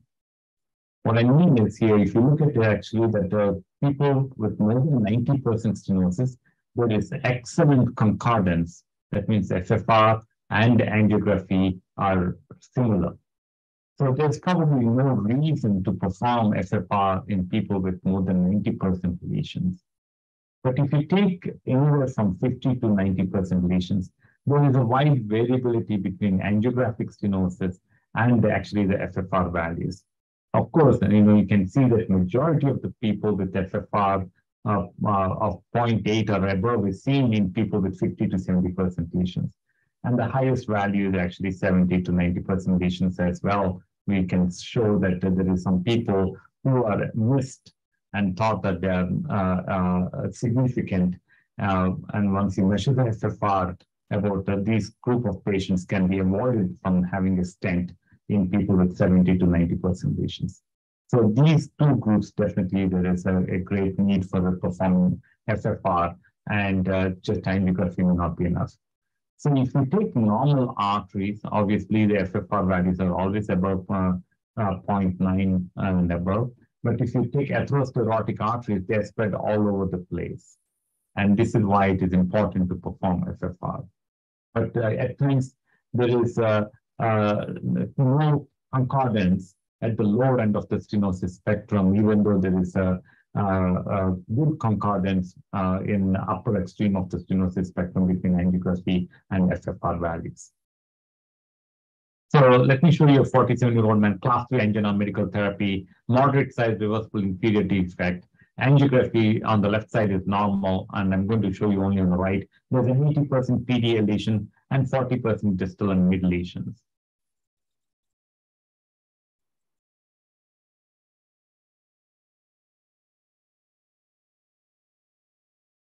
So here is the PDA that has a disease here, right here, and that has been intervened upon. Post PDA stenting that has been stented, FFR is still 0.69. So is this actually an abnormal value or not? That's what, or is it is something that we don't have to worry about it? So initially this is a 0.29, and as you can see here with the lesion, and after stenting it came up to 0.69, and as you can see that the PDA now looks very good. But then believing that it was 0.69, and after stenting the mid RCA lesion, which is a 40% lesion, now FFR has become 0.89. So it's not just the lesion that you're looking at, you also have to consider what other lesions are there before thinking that FFR is wrong. Now, how to overcome these pitfalls? First of all, unpacking of the pressure wire, flushing the pressure wire while it is on the table, and connecting the pressure wire to analyzer, and calibration of the pressure wire. And only then you take the wire out, making sure it is zeroed and calibrated, then take it out, and then shape off the pressure wire very carefully not to damage the sensor. And then you start actually with the verification of the echo signals. You should equalize ideally in the iota once you come out through the guide, and you perform equalization and make sure that it is 1.0 as it is being shown, and then advance re-engage the coronary artery with the guide catheter, advance the pressure wire into the left anterior descending artery here, and then give IV adenosine to perform a proper FFR and wait for 2-3 minutes. So here is the fallacy that sometimes we think that this is a significant diagonal lesion, but if you measure FFR, it is 0.84. And here this lesion is ambiguous, not such a severe disease, but if you put it in the LED, it is 0.74. And then, of course, here, as you can see, there are a couple of lesions and severe lesions, and FFR is 0.64. And after stenting the lesion, that actually becomes 0.91. So there is a problem when you see that if you really in a smaller branch, you might actually get abnormal FFR, and you might have to pull back in the main vessel. So the pitfalls can be related to calibration and equalization and the measurement while doing. In the past, we used to have a lot of drifting. It is now much less. And wedging, sometimes you might actually deplete the guide catheter, or FFR wire might be in a small branch, which can cause whip or wedging artifacts. And not doing a proper hyperemia also can give you a false FFR value. And the tracing interpretation may make sure you actually place the cursor where you want to measure the gradient. And the true gradient is given here. And if you have a drift in the same patient, the FFR appears that it is not significant. So you need to make sure that the dichotic notch is well visible when you do that measurement. So without maximal hyperemia, there is no FFR measurement. So make sure that the IV is very well flushed, and you can, it is a large bore needle, and you're able to get the adenosine delivered into the IV properly. So first of all, as we say that 6-French guide is better, and make sure that you give nitrates to preventing vasospasm, and adenosine to definitely prevent autoregulation, and we can measure FFR at maximal vasodilation. So there are several causes of drift. I will not go over everything, but essentially the new catheters and new wires are much better and have reduced the wire signal drift. So you know that based on the clinical presentation, FFR is recommended in intermediate lesions in stable angina, and also in unstable angina, non-culprit lesions can have FFR measurements, as well as in people who have stable angina with severe lesion more than 70%. Also, it is better to measure FFR because we can, few patients of these, 20% of them can just be managed with medical therapy. So the limitations of FFR are also in small vessel disease, diffuse coronary artery disease, and left ventricular hypertrophy. These three conditions, always be careful and do not completely rely on just FFR alone. So my take-home point is that it is now becoming accepted that the physiological impact of coronary stenosis has more clinical significance than angiographic severity. Meticulous measurements of FFR is important. Operators should be aware of the pitfalls and get best accurate measurements. The evidence for use of FFR to guide interventional strategy in patients with stable angina pectoris is now robust, while data pertaining to its use in context of ACS is promising. And patients without inducible ischemia have a good prognosis with optimal medical therapy. FFR is the best known index for coronary physiological assessment because of a large and broad evidence base. And in case if you have any doubt, obviously with hyperemia, you can also do IFR. I'm sure other speakers will be talking about. And IFR should be considered equivalent to FFR with reductions in procedure time, cost, and patient discomfort. to date, using new pressure wires for non-complex lesions, if IFR is not available, is also recommended. So what are the proper methods? Again, make sure there's no damping of pressure with the catheter. So don't go very high, large bore catheters, 8 French, 9 French, or at the same time, don't go to 5 French. Administer 200 to 400 micrograms of nitroglycerin with a catheter to avoid coronary spasm. Place the wire distal to all the lesions, and adenosine IV at 140 to 180 micrograms per kilogram per minute is the gold standard. And flush the catheter with saline prior to starting the adenosine. For left knee stenosis, distinguish the guide catheter. And for multiple lesions, either do a pullback or first treat a lesion that is the worst in your opinion, and remeasure FFR again. Thank you for your attention, and I'm very happy to see all of you. Thank you.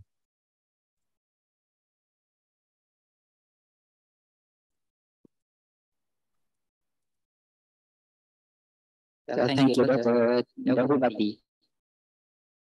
Yes, Dr. Win, thank you. Thank you for your very interesting presentation. I have one question for you. In television, how do you find out the contribution? It is full metal circuit stand or use the spot stand? Right. That's the most difficult question. Thank you very much. Serial lesions or tandem lesions, FFR can be really very difficult to interpret. I would recommend using a pullback and or co-registration with angiography, and to see which is the lesions where the most drop happens. So if it is, for example, from 0.98 to 0.84, and from 0.84, if it goes to 0.65, I would think that 0.84 to 0.65, that lesion is the most significant. So fix that lesion and then remeasure the FFR. And that's, I think, one way of doing it. The other one is pulling back and seeing where the drop is actually much worse. And these two methods can be used to record the FFR. If not, use imaging along with it and see where the tightest lesion is among these two. Thank you. Don't have any time for the last presentation. I would like to introduce Associate Professor Yeo Hoon Kiru from Singapore to present the topic swimming in the area before or after standing. Hi, good afternoon. Sorry, I was jumping in from another talk. Can you all see my screen, and can you all hear me okay? Yes. Thank you. So I've been asked to give a talk on should we use FFR before or after stenting, and I decided to delete the part about before because I think the data is quite robust there. These are some of my disclosures. I think for pre-stenting, the role of FFR is quite well supported in terms of assessing intermediate lesions. The challenge is, of course, on after stenting.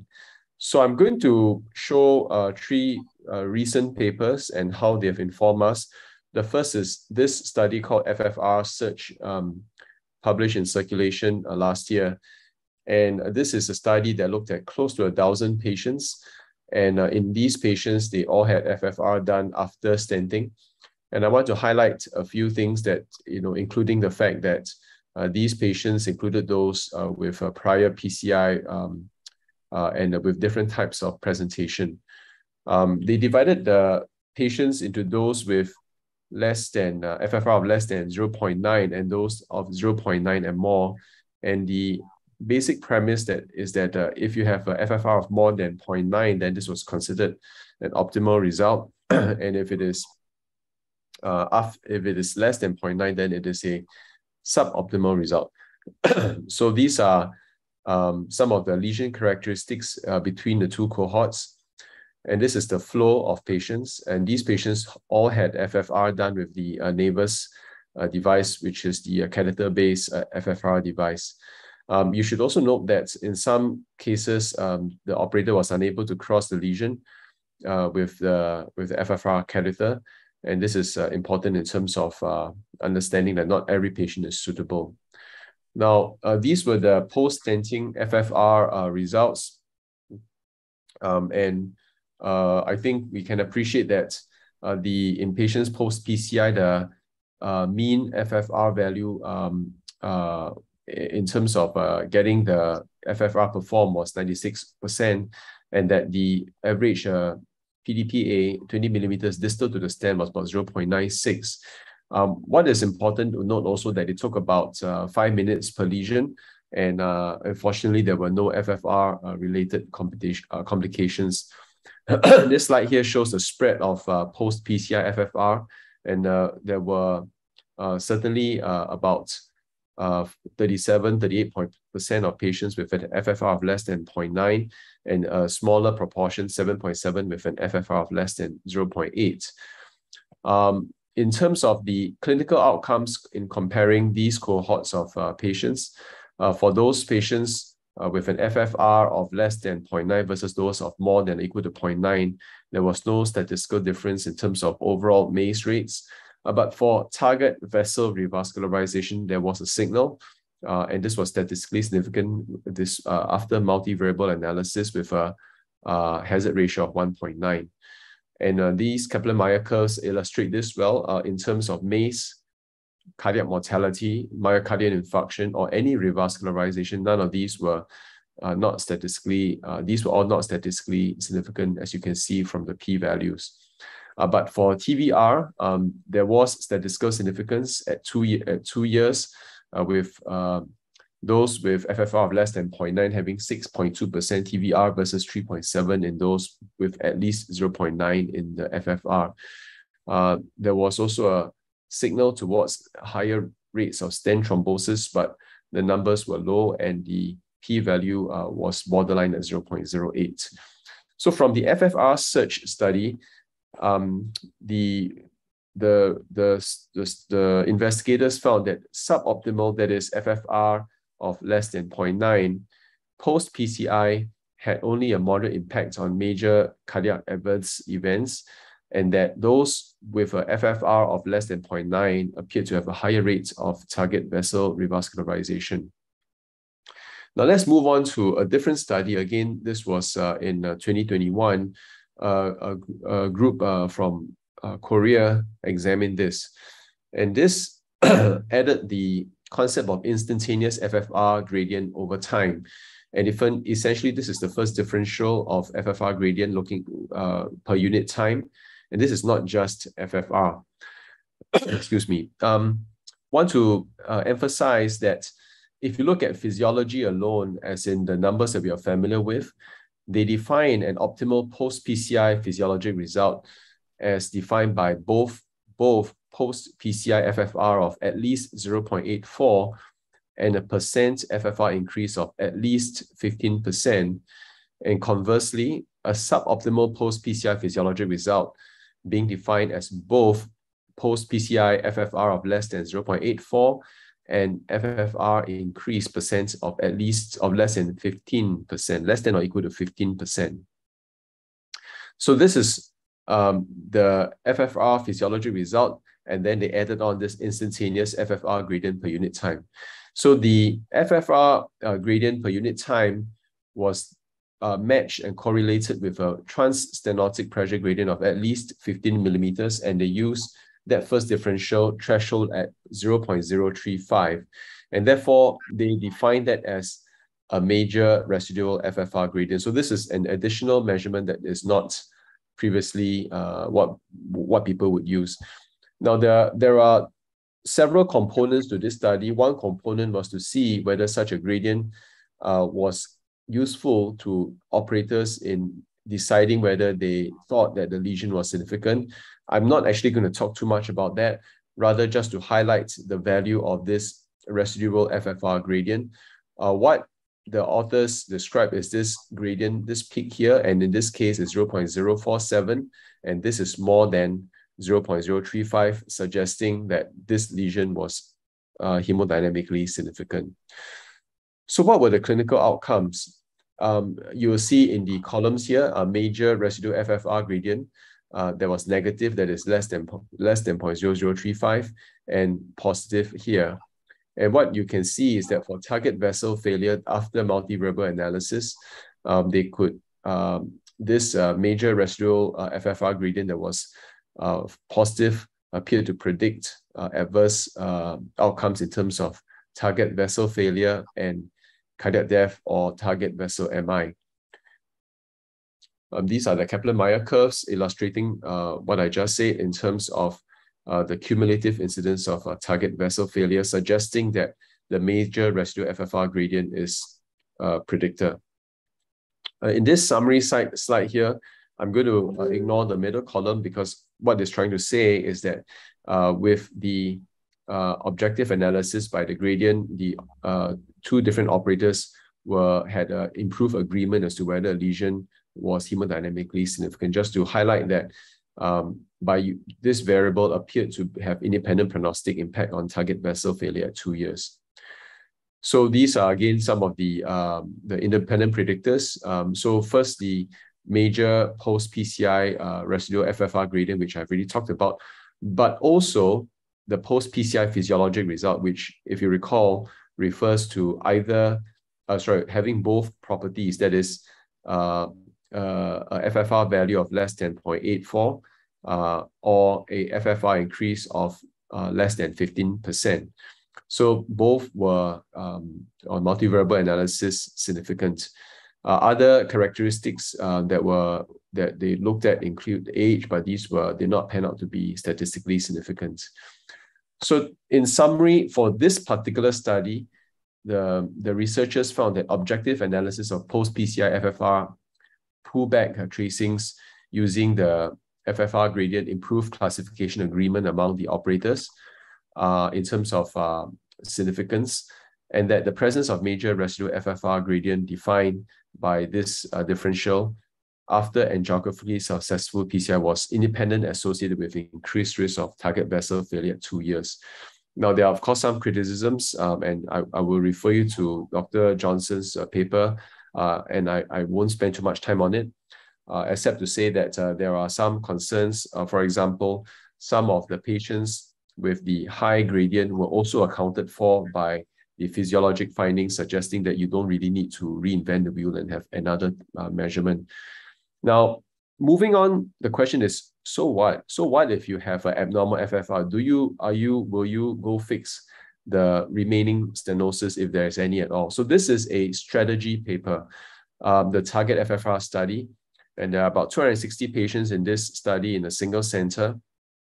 They were randomized 1-to-1 to receive physiology-guided incremental optimization strategy called PIOS, or a blinded coronary physiology assessment in a control group.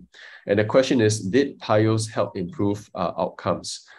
And the threshold in this study was a FFR value of less than 0.9, taken from FAME1, I believe.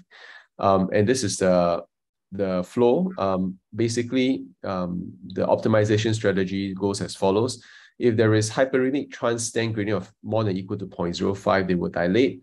If there is still present and there is unstented segment less than 20 millimeters, they will deploy an additional stent and they will repeat the pullback. And anytime there is still a focal step of more than 0.05, they would repeat the procedure and then finally accept it once you don't have that particular focal step. Now, the abstract summary is as shown here. So on the top left, you have the initial Post Pci Ffr. In green, 32%, 1/3 had about, were so-called optimal, that is an FFR value of 0.9 or more. And there were those that were clearly not so good at less than 0.8, about 30%, and the rest were intermediate between 0.9 and 0.8. There were several patterns of residual disease, focal proximal, diffuse proximal, etc. And in patients with FFR of more than 0.9, you can see that there was no statistical difference between the two groups.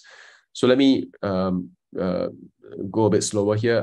In the bottom left of the bottom left box, number C, patients with final FFR of more than 0.9, at the end of the different strategies, whether it's by PIOS or control, although numerically there were more patients who had the final FFR of more than 0.9, this difference did not meet statistical difference.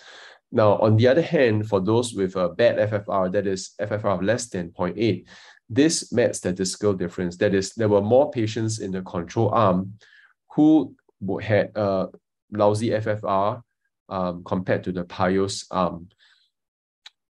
Now, in the procedural outcomes out of the PIOS group, I think you can appreciate that of these, about 30% had PIOS applied. Some had diffuse disease and by criteria, by their study protocol, were not included, did not undergo further PIOS. And then there were those that the operator declined or the patient did not tolerate further intervention.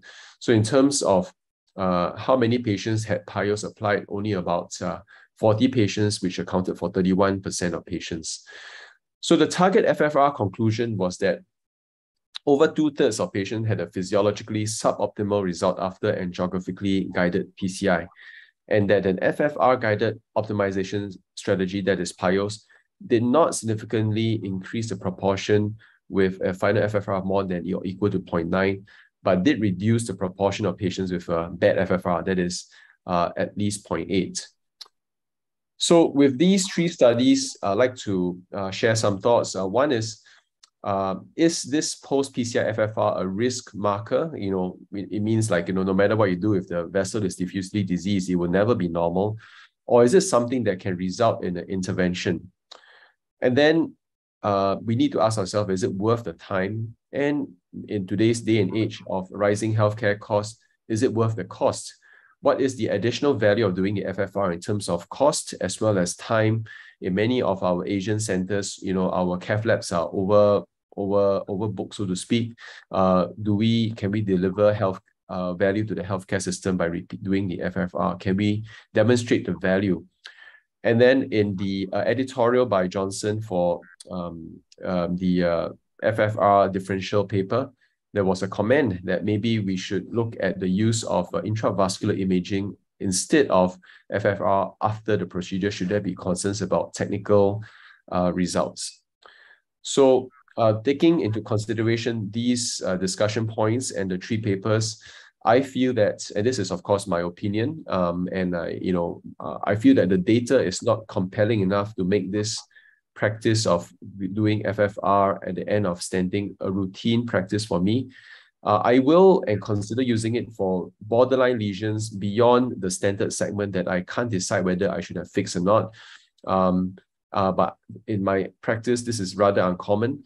I think for me to change practice, that is to do FFR after stenting, I will need more data before I consider doing so.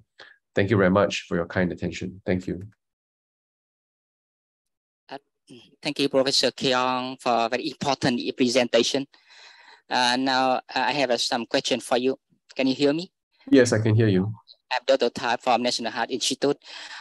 You have about routine practice compare the IVUS OCT imaging and user FFR guiding post PCI. What kind of case only intermediate lesion after post PCI user FFR? But I think our practice, I prefer use IVUS OCT to optimize the post PCI. What your opinion? The first question.